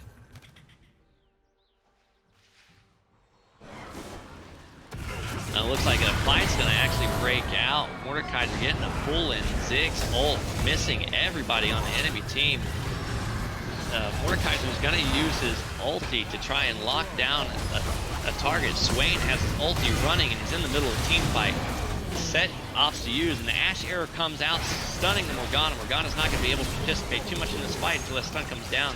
Caitlyn gets a double kill onto a triple kill, eliminating the Mordekaiser and the Ziggs. And this is the power of this Kate. As the game goes on, Caitlyn is just about full build. She's got one item left in her build before she becomes her end game. And you can see the CS lead while Ash is doing her best to try and to clear it out. It doesn't look like they could do too much. Ash, the only surviving member on her team, isn't going to be able to stop the push from these 5-member teams. And down goes the Nexus, and the victory goes to Bill. Both these teams fighting it out all the way to a 30-minute game. They did their very best to try and stop Bill. The dominant force of Bill just rolled over them. And at the end of this match, as we saw, Set and Caitlyn both had no deaths. Set ended up taking 2 deaths, and Caitlyn ended up getting 1, completely destroying their KDA, in my opinion, honestly. But that was an incredible fight. As you can see the gold difference over here, though. The highest gold going to the side of Tinker is 8,900, whereas the highest stemming from Bill is a 14,000. The gold swing on that was just too hard for Tinker to overcome. And unfortunately, Bill, well, not unfortunately, or fortunately, but Bill was able to secure that victory against Tinker. There are more games to come. This isn't knocking anybody out. Right now, we're just currently doing seeding. So this will just put them in a different spot. There's more games to come, each one having a total of 6 games throughout this season. So it's not too bad. They definitely have plenty of bases to fight against. They still have plenty of time to practice, and both these teams coming up and showing the way that they did today is fantastic, and it's a great way to start this season. So we will be looking to take another short break while we get the next 2 teams to come online. Up next, we have Whiteman and Barksdale. This is, again, another team, Whiteman being a very strong team, and Barksdale, again, a very strong team. Definitely looking to see how these teams fare pitted up against each other today.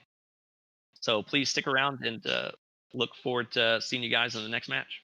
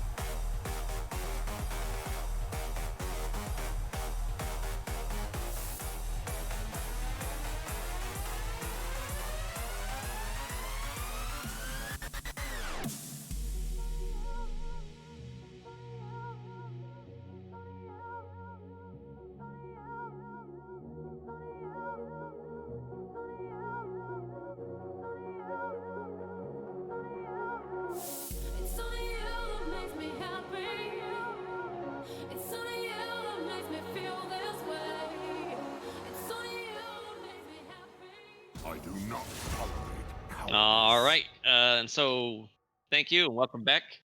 Uh, unfortunately, Whiteman was unable to play today.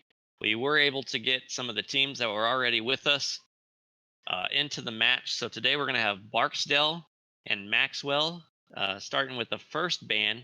Barksdale's going to be banning out Darius. Very smart ban against this Maxwell after seeing Maxwell play earlier today. The Darius dominating all over Dias. I don't need more enemies. Something that they are definitely not wanting to see happen. And then Echo ban going out for Maxwell. Very safe ban. Senna ban. I'm not too familiar with most of these teams' champion pools, but we are assuming that they did their homework. So Senna ban going out, targeting Shirez. Come on, I won't hurt you. And Olaf being an incredible jungler with his ultimate able to remove any type of CC and prevents him from being CC'd. And in the way that the meta is currently being played, with so much CC actually being able to go down, it just increases the strength of Olaf's ult, being able to run in and take down back lines with very little effort. Absolutely, yeah. If they just go ahead and ban out every champ that Maxwell played in game one, that'll definitely be an exciting game. We'll see now that we're going into the picks here. iTroll Pro looking to pick his own champion, possibly Shen being played in the top lane, typically.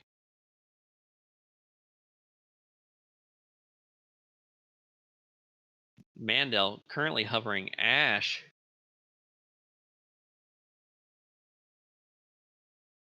It's too early to see where these team comps are actually going, but Ashe seems to be getting a lot of play today. And there it is. Ashe will be picked. Ashe is currently in a 3 for 3. 3 out of these 3 games today, we've gotten to see an Ashe being played. We're not sure what we'll be seeing on the side of Barksdale. Possibly another Caitlyn, as we got to see exactly how dominating a Caitlyn can be when pitted up against an Ashe. Maxwell actually getting to pick out that Kha'Zix. It got banned out in game 2. Kha'Zix being one of the strong junglers. Maxwell does like to play these assassin-style junglers, it looks like. Kha'Zix also having the capability of going invisible, not quite like the Evelyn, but definitely something to look out for. He definitely has the ability to engage a lot better than Evelyn does by jumping over walls and closing gaps a little bit. Hecarim being a very fast jungler. He's able to move around the map really well. I like the picks that I'm seeing. There's a lot of mobility coming on the side of Barksdale with Hecarim and Kassadin. They're going to be able to cover a lot of map very quickly. And with Shen, his ultimate, he's able to put a shield on and teleport to any team champion or any friendly champion that is on the map that he needs to. So he can help support ganks. He can turn around 2v2s, 2v3s. He can definitely change the dynamic of a team fight very rapidly. Most Shen's opting to take a teleport. That way they can get back to the lane, as we saw in the past games or in some other games. Typically when a top laner teleports down, their tower takes quite a bit of damage. Shen able to actually negate that by using his ultimate to get into the fight and then teleporting back to keep his tower safe. Maxwell going for these assassins. He wasn't able to pick up the Zed, but Talon being his next best bet. Also an physical damage dealing assassin. Talon not quite able to get in and out as well as Zed can, but he is able to get in and then deal a lot of damage and disappear. Or he can actually make himself invisible and go in and deal it. It's just a matter of your play style and the opportunities that present themselves. Talon, a very good counter to Kassadin. They're both melee champions. Kassadin able to deal a lot of very fast, rapid burst damage, capable of running away. Talon's very capable of moving across the map as well. He gets to jump over walls, and he typically opts for a movement speed oriented style of play. Both these mid laners will be looking to possibly support other lanes. They don't typically like to stay in their own lanes with the high mobility that they have. Some bans going out. We've got Thresh banned and a Morgana ban going over on the Barksdale side. And Caitlyn was banned out. They weren't able to pick that out before they picked up their other champs on the Barksdale side. So I'd like to see what kind of ADC that they have that's going to counteract this Ashe. Another one that I like to see is Sivir. Sivir's not typically played very often. They may end up getting such like an Ezreal or something. Still no ADC pick. Looks like they're going to go with the Leona, capable of high engage, very good against a Sona. Sona likes to do a lot of burst damage. She's one of the squishier champions. Oh, and there they go. They'll switcheroo on me. They're going to pick up the Jinx. I'm not 100% sure on the matchup between an Ashe and a Jinx, but I definitely see the advantage going over to an Ashe. Jinx is the kind of person that likes to keep her attack speed up by constantly attacking. She is able to get and secure kills from a distance by dealing her ulti deals extra damage based on the missing health of a champion. She can throw those out and do a lot of damage, securing some kills on maybe some champs that thought they got away in other lanes. It's a little tricky to pull off, but when it happens, it definitely puts a sad face on the champion that gets hit by those rockets. And Jinx, her passive gives her excitement, so whenever she kills someone, she gets a lot of movement speed. So Jax getting picked for this top lane up against the Shin. These are two champions that are going to try and brawl it out. Shin has the ability to stop auto attacks from taking place, and he does a lot of kind of like high damage pokes, as well as Jax. Jax likes to do a lot of real quick burst damage. Shin capable of kind of shutting him out. Both these champs are. It's definitely going to be a matchup depending on how they play it out. This bot lane is definitely going to be something to look at. Leona, depending on how this Leona plays, Leona is very good at engaging and locking down a champion. Her CC is extremely high. She gets a lot of extra armor and magic resist that prevent her from taking too much damage. So if the Sona gets too close at the right moment, this Jinx and Leona are going to be able to lock her up and just knock her out.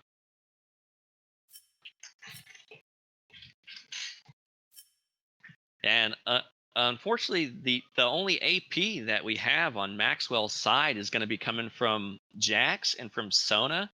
Jax does deal a little bit of magic damage based off he has a third strike on his ulti that deals a lot of magic damage, and he can build some style of magic in like Blade of the Rune King. I believe still deals magic damage in this current game setting. I'm not sure if they switched that over to physical percentage or not. And then Sona, but Sona being the support, there's not going to be a whole lot of magic damage coming out from that side. So Barksdale will be looking to build quite a bit of armor, and I'm not quite sure about these picks coming over from Maxwell's side, with Shin being able to build armor and Leona both being able to build armor. Hecarim can opt for some armor. Cassidy can opt for Azonius if they want. It's pretty easy for Barksdale's team to build armor to stop the nearly full AD team of Maxwell. But again, like Maxwell's first game, they're definitely going to be able to secure some picks. And if Barksdale doesn't be careful, they can definitely get picked off while roaming through those jungles.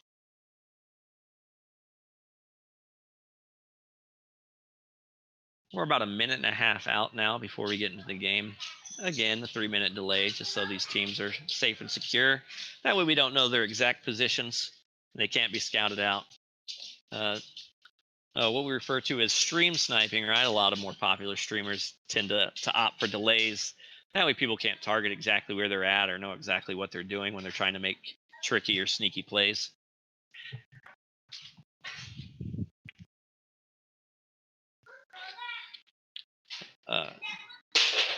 So we did discuss, Whiteman was unable to join us today, so we will be rescheduling their matches. They will not be taking a loss here in the pools. So we'll reschedule their matches. They're not gonna take any losses, so it won't count against their record. We had a strong showing. Team Dias, Barksdale, Maxwell, everyone was ready to spin it up. We also had Bill. Bill was in there. Everyone was ready to jump in and try to help support the stream. We thank everybody for showing up. I mean, this has just been fantastic. We appreciate you all sticking around, staying and watching these games, and supporting the different teams that took the time out of their day to put their teams together and come out and play today. So we got about 10 seconds now. Yeah, Bill kind of made it, you know. They said thanks.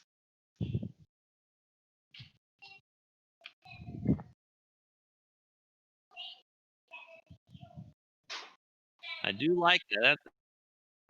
That's a good name. I would go with that. Bill Team 6.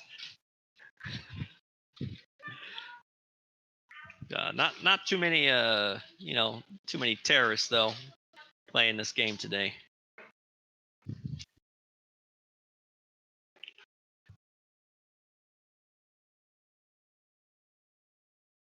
All right.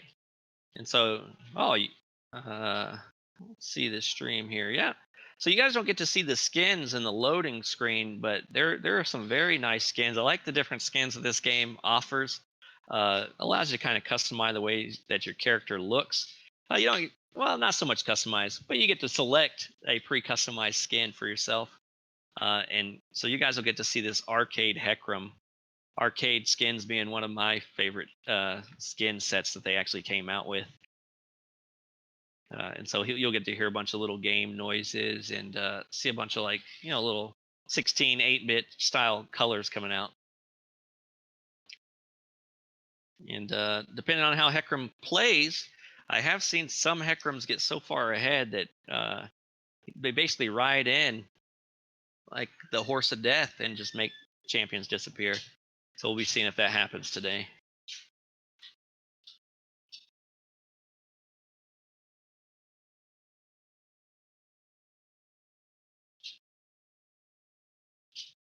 All right, in just one short second while these teams load into the game. All right, and here we go. So most of these teams, other than Dias did look like they were wanting to do some type of jungle gank, as they typically do. Most of these other teams today have been just opting for a safer approach and just kind of getting some vision on the river to make sure that the enemy teams stay on their own side for the start of these games. It's the safer choice, so you don't take any unnecessary deaths and any unnecessary gold swings into any lane, giving anyone any type of advantage.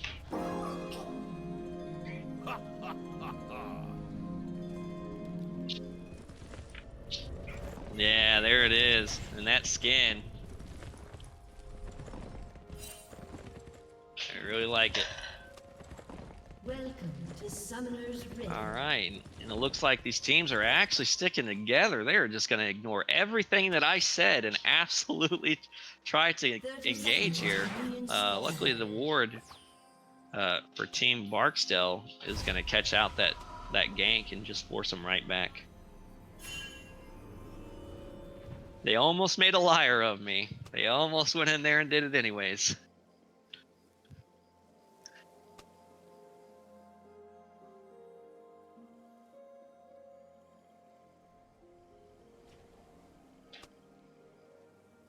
Minions have spawned. All right, and of course, being caught out there, it looks like both junglers are just going to go ahead and stick to their own lanes. Heckram opting to start opposite the side of Team Maxwell.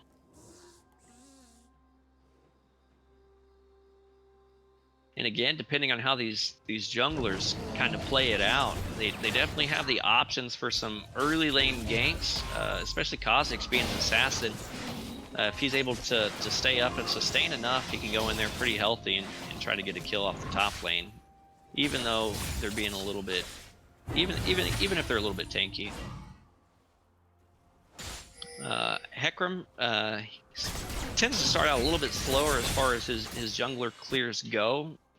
He sustains a little bit better than typically sustains a little bit better than I've seen Kha'Zix. Unfortunately, Kha'Zix does get a lot of extra damage from his isolation passive, which is just bonus damage for when a target's all by itself.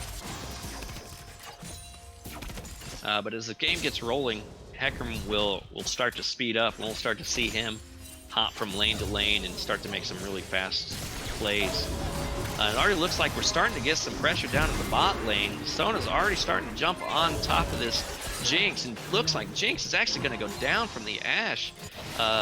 Leona was not able to lock Ashe down long enough to get the Jinx out of there and keep her safe. And that was an early kill going over to the side of Maxwell.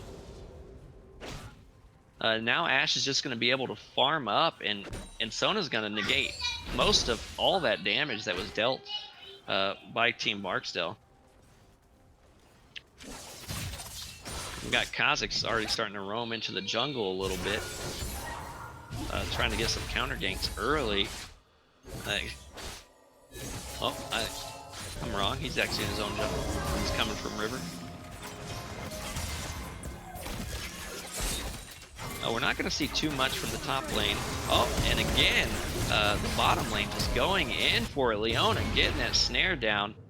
Got a lot going on. It looks like Leona barely getting away. Meanwhile, into the jungle, we've got Hecarim going down. And Leona's getting extremely low, and a flash comes out from Sona. She tries to get the auto attack and is unable to get enough damage down. Ashe, using her slow to chase, forces the flash out of the Jinx. So Jinx is definitely going to have to play a little more careful. Both bottom laners being very low and using their summoners already. Jinx still does have that heal, but Ashe has that heal as well. Ashe getting low as low as Jinx. They're both opting to play a very dangerous game. Any type of jungler gank can come in and knock that health right out of them. In top lane, we've got Shen getting in some damage on the Jax. In bot lane, they did decide to go in. And Ashe taking some minion damage. She's able to actually get out barely, and Sona's going to heal up again. Looks like we're going to have to watch this bottom lane. They just want to brawl it out. Take my eyes off the bottom lane for 1 second. They decide it's time to go. Trying to watch this top lane. It looks like both these teams just want to beat each other to death. Yeah, Director Cam is trying to catch up. I'm trying to catch up, and it looks like Jax is going to run in. He's running the wrong way. That tower will not save you. And he's going to go down to Shin.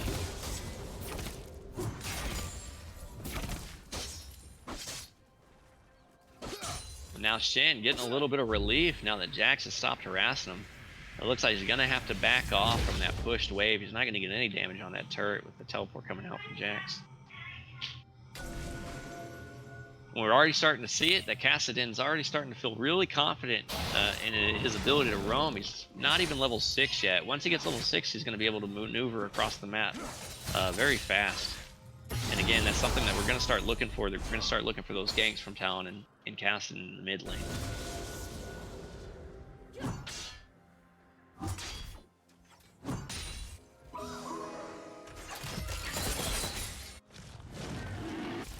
Alright, CS difference not too bad in the bot lane there, about a 10 CS difference. Top lane looks like it's starting to extend it a little bit. Jack's opting to take a little more CS and be a little more careful now that his lane's pushed in. He's currently freezing it close to his tower, which kind of will keep him safe. It'll force Shin to take a little more cautious approach itself, being pushed up, weary of any jungler games. And the bot lane looks like they're gonna go in. And unfortunately, Ashe is trying to kite out. She's trying to get the kill on the Jinx, and Leona's gonna try and get the stun down. Ashe is barely living. Unfortunately, she's not able to live it out, as all the CC that comes down from Leona is gonna lock her down and secure the kill. Both these teams keeping it very close. There's only not even a 2k gold difference. On the side of Maxwell, we got 2 kills lead, 3 to 5 right now. And these teams, as much as they're fighting, they're keeping it very even. And we can see Talon's trying to get a little bit of damage down. He might have overextended a little bit too much. He uses his ulti to go invisible. He gets a little bit of damage down onto the Hecarim, but his Shen ult's going to come down, keeping Hecarim safe. You can see that speed from Hecarim. Even though he goes in, he's still able to outrun any champion. Jax going crazy, trying to tower dive, getting his stun down, but that tower damage is way too much for him this early in the game.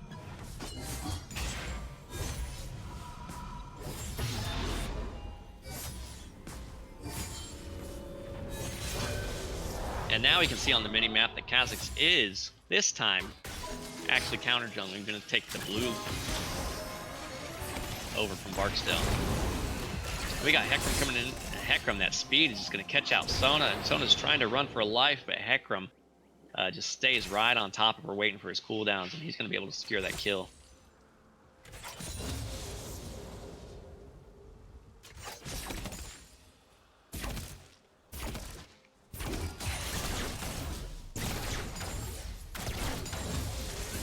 And for once, the teams are not fighting each other. I apologize in that lull of nothing to say. They've warranted me speechless, just trying to commentate non-stop fighting, and there it goes. As a matter of fact, Jax is going to jump onto the Shin and try to get some damage. Shin's just going to opt to walk out. He does not want to take those fights in the bot lane. Ash gets the stun off on the Jinx. They're going to follow it up. Jinx ends up going down. Leona's caught out all by herself. Ash using those slows, and Sona's given that extra additional move speed and slows. Leona's not going to be able to get out of this. And she goes down to the Sona. Unfortunately, it did not go over to the ADC. Shin's trying to run for his life. Jax already used his jump, so he's not going to be able to get that stun off. Talon hopping over the wall. Shin is caught out all by himself. And it doesn't look like that Cassin is going to decide to go in there. And Maxwell's slowly starting to creep up here. They're currently now at 3k gold difference. Just 2 minutes ago, we were only looking down a 1k gold difference. But again, that mobility, at any moment, the mid laners can just come into the fight. This is something they're going to have to be cautious about. You take any fight near those mid laners, and their ability to get into those fights very rapidly is something that's going to swing their favor.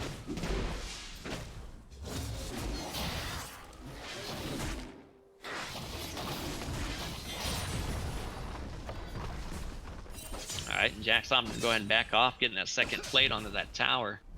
He's just going to go ahead and back off and possibly go spend his gold, come back into that lane a little bit stronger, prepared to duke it out with that Shin.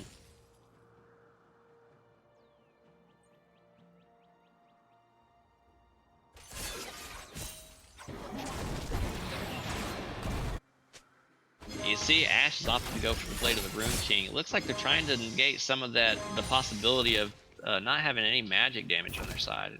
Go to scroll here. Oh, and actually it does deal bonus physical damage on hit. It no longer deals magic damage. But it does have an active that does slow, but it's very insignificant, about 100 damage. So most of the magic damage is actually going to be coming from the Jax and the Sun in this game. Oh, and Leona's going to get a hook onto the Ashe. She's going to use her ult, and she's going to knock him down. Ashe is actually getting stunned down. Leona continues to opt to go for it. Hecarim comes into the fight, and Hecarim needs to get out of there. He's currently under the tower. He's gotten stunned. Ooh, Ashe is living, and here goes Shin. Shin opts to come in, but he's going to get locked down. They are going to secure a kill against that Ashe. And are they going to back away, or are they going to continue this fight? They are going to back away, and Jax is going to try and push that out since that ultimate came down from the Shin in the bot lane. Shin is going to try and go in for a kill, but Talon says, no thank you, ma'am. And Talon's now going to get a double kill with Jinx going beyond the tower as well. Caston trying to follow it up. He's going to try to get away. But as you can see, Talon able to jump over the wall. Caston tries to turn it, and he does. He manages to get a kill off, but he's not able to escape from Caston at isolation damage. And Hecarim coming in out of nowhere, trying to deal some extra damage into the bot lane.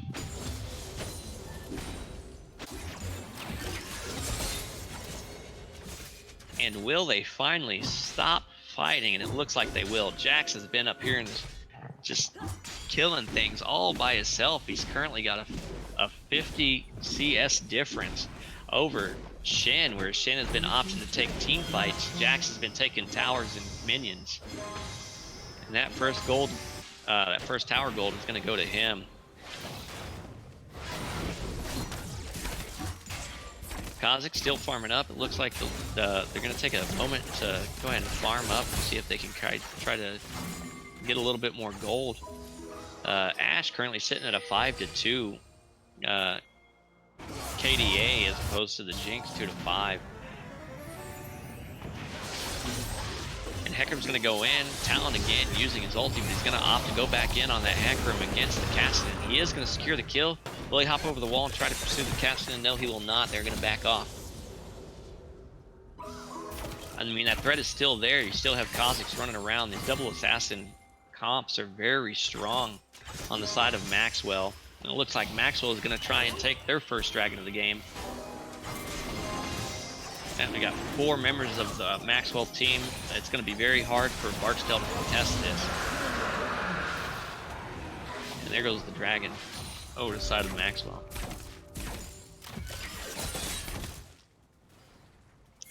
They've gone and extended their gold lead almost to 6K now.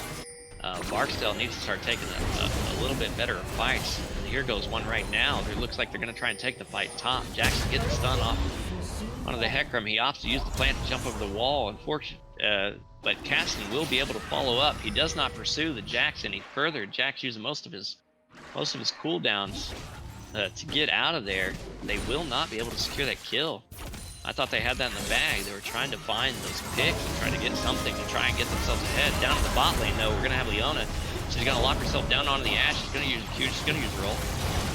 Shin coming in to stop the backside of the Kha'Zix, and it will work. Leona, will she be able to get away? Jinx is getting very low. She's opting to go into the Ashe. She will not be able to make it. Looks like Talon's going to take down Leona.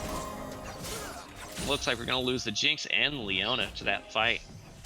Shin was not able to save all of his teammates, but they were still able to get that Kha'Zix. Now Rift Herald's going to go down mid while bot lane's trying to take it.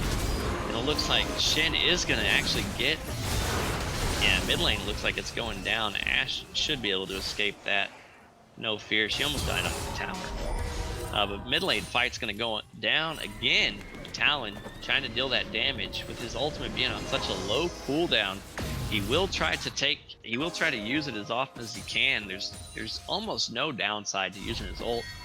Defensively or offensively, it deals so much damage, and it's able to make him invisible.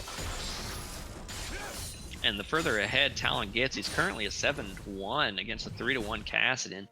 Both these mid lane assassins are doing really well in this matchup. Unfortunately, Talon has been able to find quite a few more kills to Barksdale's detriment.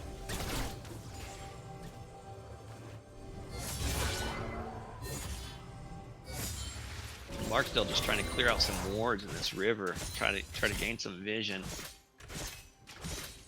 try to make sure that they can scout out, looking for some of these better picks or better plays, better team fights that they can take. The further they're currently down 7,000 gold, but if they can try to find some way to get back into this fight, they definitely can do so. With Hecarim's speed and Kassadin's ability to hop and move around the map very quickly, they can definitely start to look to take some of these fights in other lanes. Meanwhile, bot lane is actually going to go down. Jinx gets picked out in a 1v1 against Ashe. Ashe is currently 6-2 with 30 CS lead, almost a 40 CS lead against this Jinx. She's going to be able to 1v1 that pretty much all day. Ashe is a very strong pick, which is probably why we've seen her in all these games. Meanwhile, top lane, Jax is actually going to get caught out, and here are the picks that Barksdale needs. They're finding this Jax running through the jungle. Hecarim's just waiting for his cooldowns. He's going to try and use his speed to get over the wall. He's going to get caught out by the Kassadin. Kassadin followed that up very nice. And then you see the rocket come by from Jinx. She was going to secure the kill if we weren't able to.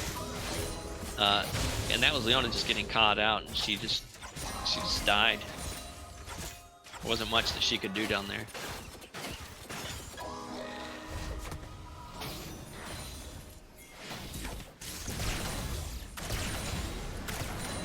And Hecarim looks like he's starting to build up speed. He's wanting to take a fight.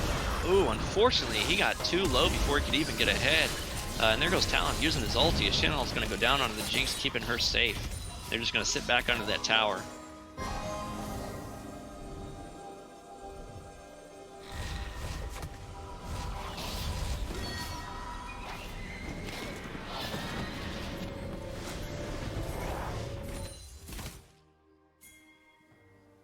It looks like Maxwell opting not to back with the dragon coming up in about 40 seconds here. They definitely don't want to give any advantage over to Barksdale. They're already ahead and they want to continue to extend their lead and make sure that they secure it as much as possible. We see the Ashe ult going down. It's not going to do too much with this close range. Kox is going to jump in and try to knock out the Jinx. Leona unable to get all the stuns down in this 4v2. And they're not going to be able to secure a single kill. It's 2 kills going over to Maxwell. Meanwhile, Barksdale's trying to chase down a Jax. Jax is a slippery poke. He's going to use that ward hop and just go ahead and escape. And now Maxwell, after securing those 2 kills in the bot lane, are looking to get this dragon. And there's not going to be much that Barksdale can do to contest it. Yeah, Barksdale looks like they're going to opt to go ahead and push down this mid lane, but they got to be careful of these dragon champs coming in and backdooring them. They are able to get out just in time. They still have vision of them. There's a chase currently going on. We'll see if they're able to get away or Maxwell's going to be able to catch up to them. Sona's trying to give that move speed. You got Jax coming on the backside using her stun. Sona flashing over the wall and using her ult, getting down. Hecarim goes down to the Kha'Zix. They are going to chase down that Shen. Those slows from Ashe is going to lock him down. He is going to die again to Kha'Zix. Kha'Zix securing a double kill, and that's going to be 3-0 changeover going over to Maxwell. They were able to catch up. That is very impressive. Sona opting to use her flash to go over the wall there and get a stun. Just locking them down. Jax didn't even care. He knew his team was going to back him up. He decided to just go ahead and jump into the entire enemy team and get a stun, giving his team plenty of time to catch up and secure 3 of those kills.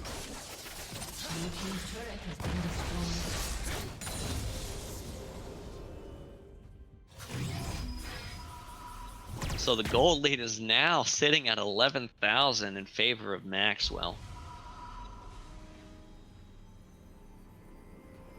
Now there is currently a mid tower down for Barksdale, so they can try to use that and play around that vision. They need to start trying to look to take some picks, but Maxwell is opting to stick close to one another. With their high mobility, it's very hard for them to get picked off, really. They're able to engage some of these fights, as we just saw. Jax just jumping in and getting a stun down.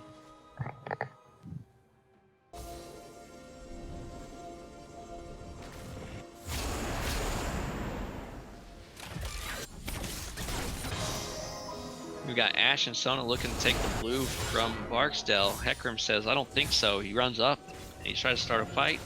They're going to go ahead and back off. Cassidy coming in to support, doing some ward clearing.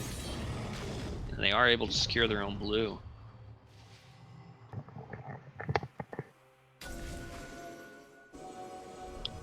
Both teams slowing down quite a bit here. It doesn't look like this AD team comp is affecting too much. Shen is opting to go. He's getting quite a bit of armor with that Bramble Vest and the Chain Vest. He's got that Giant Spell giving him some health to help him sustain. And Leona's going to get caught out in the jungle by Talon. Talon's just going to jump over the wall, but Hecarim comes running in. You see that move speed. These teams are both going in and out. Leona's stun's going to go down. They're going to catch out Talon. The Shen's going to fall. Hecarim as well. Hecarim tries to go back in, and Hecarim gets caught. Jax opting to come back in, and they get a triple kill on the Jinx. Just when you thought Jax is going to end up with a quadra kill, you thought that fight was in favor of Barksdale, but they just kept coming back to engage after they got a kill on the Talon. And Maxwell just continued to press their advantage. And they're all healthy enough. These 4 members of Maxwell are going to go ahead and take this Baron. Barksdale will be unable to contest this, as they all have to respawn and run with very little vision in favor of Barksdale, without them being able to see too much of what's going on in this Baron pit.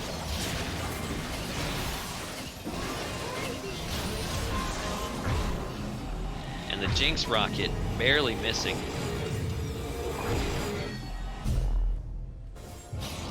Now we've got Kha'Zix fearlessly roaming through the jungle of Barksdale.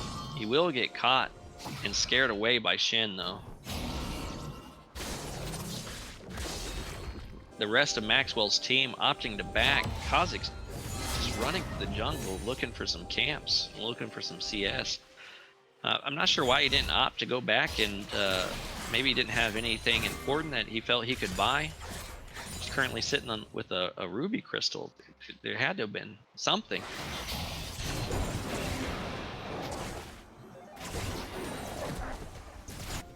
We do have a dragon spawning in 30 seconds. This will be the third dragon for Maxwell, putting them in Dragon Soul range. Barksdale's finally starting to group up a little bit more. They're here trying to clear some wards out on their own side of the jungle. Unfortunately, Maxwell just able to get some damage down and stop him from pretty much doing anything. Hecarim getting caught out by the Talon, but able to use his ulti and run away. That means that ulti will not be available for quite some time, about 2 minutes now. Both teams trying to find a way to get in. Max will not want to take too many chances. They're opting to play it safe and wait for this dragon. And yeah, as we can see, it looks like they're going to go ahead and take this dragon completely uncontested. They've currently got pressure all over the map, and they should be looking to run this down very soon. I mean, they've already got the Baron buff. They just secured their third dragon. They're currently up 14,000 gold lead. I would like to see a few more chances on the side of Maxwell. I think the only way Barksdale is going to be able to get back into this fight, and then Shen missing his taunt, allowing Jax to go and take down that tower. Leona coming in just a little bit late. She has no way to get back once she gets in. She gets the stun down on 2 of the champions, but she's going to go down with Talon coming in. They secure that kill. Shen just had to abandon. He saw that fight was not something he wanted to be a part of and ran away. Hecarim trying to go in, he's going to get caught. Looks like Hecarim is going to get a kill down on that Jax. And we got this casting coming in. They're dealing all kinds of damage. This is very favorable for Barksdale. They got 3 kills to their 2. Maybe they're going to catch out this Talon. Talon's going to try and deal a lot of damage to lock him down. Hecarim does not see it in time. He continues to go for the cast. He's got that move speed. Will he? Talon was already dead. He did not try to go around the wall and get that Kha'Zix. That would have been an option for him there. That was very favorable on the side of Barksdale. These are some of the chances that they're going to have to take going into this game. The further and further behind they get, they've got to take these risks. Otherwise, they're just going to go ahead and get pushed down.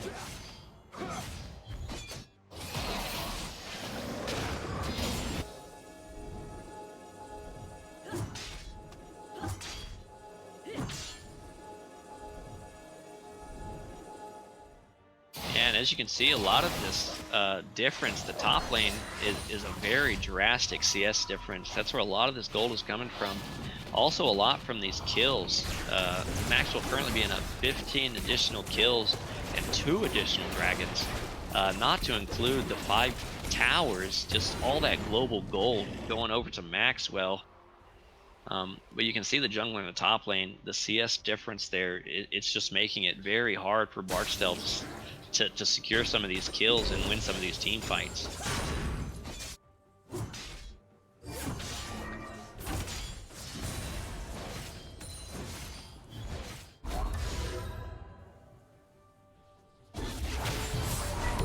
And currently Barksdale's just trying to fend off these minions that are crashing into their towers. Maxwell just keeps trying to push in at them and try to take down their towers. These are the last defenses that they have sitting in front of their sitting right before their inhib towers. If Maxwell can take these down, they'll be good to go. Kha'Zix looks like he's going to try and catch this Cassin out. Cassin using his ulti, and as you can see, he gets it about every 2 seconds. It's incredible, and this is the mobility that we were talking about earlier in this game. It's very hard to lock down Cassidon, and Cassidon has the capability of just moving across the map, entering team fights or exiting team fights as he pleases. He's definitely he's a very high skeletal champion, so this is something that I'll definitely see. But in the top lane, we see Hecarim getting caught out again. Kha'Zix's trying to take advantage of his isolation damage. Hecarim's going to use his ulti to get out. I'm not sure if that's something he needed to do. He might have been fearful of that Sona ulti. Now we got a fight coming down the bot. Looks like Jax is getting caught out. It's going to be very hard for him to fight against that Leona doing so much CC. We got 3 members just took a tower, and it looks like they're trying to take one more. Hecarim went to start a fight under the tower. Talon's going to use his ulti, and he is going to deal massive damage to that Hecarim, and Hecarim is going to go down even under the tower. But he stayed a little too long, and now his team is going to... Max Barksdale is going to lock him down and secure that kill.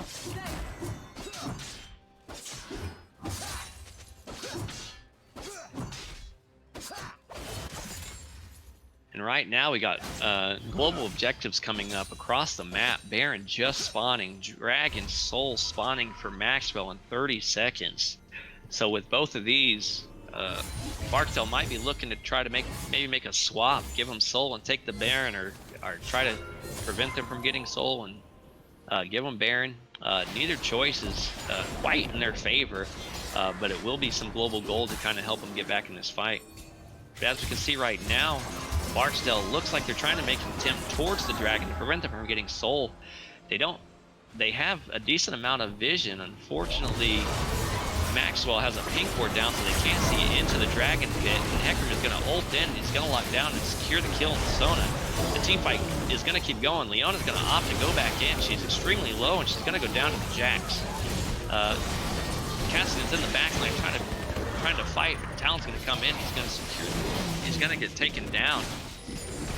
And unfortunately, they just cannot do anything about that Jax. Jax is so tanky and is able to stun him down. Shin managed to escape there, but he had to leave the rest of his team behind. They ended up securing 2 kills, but that is not going to stop them from taking that dragon and getting their soul.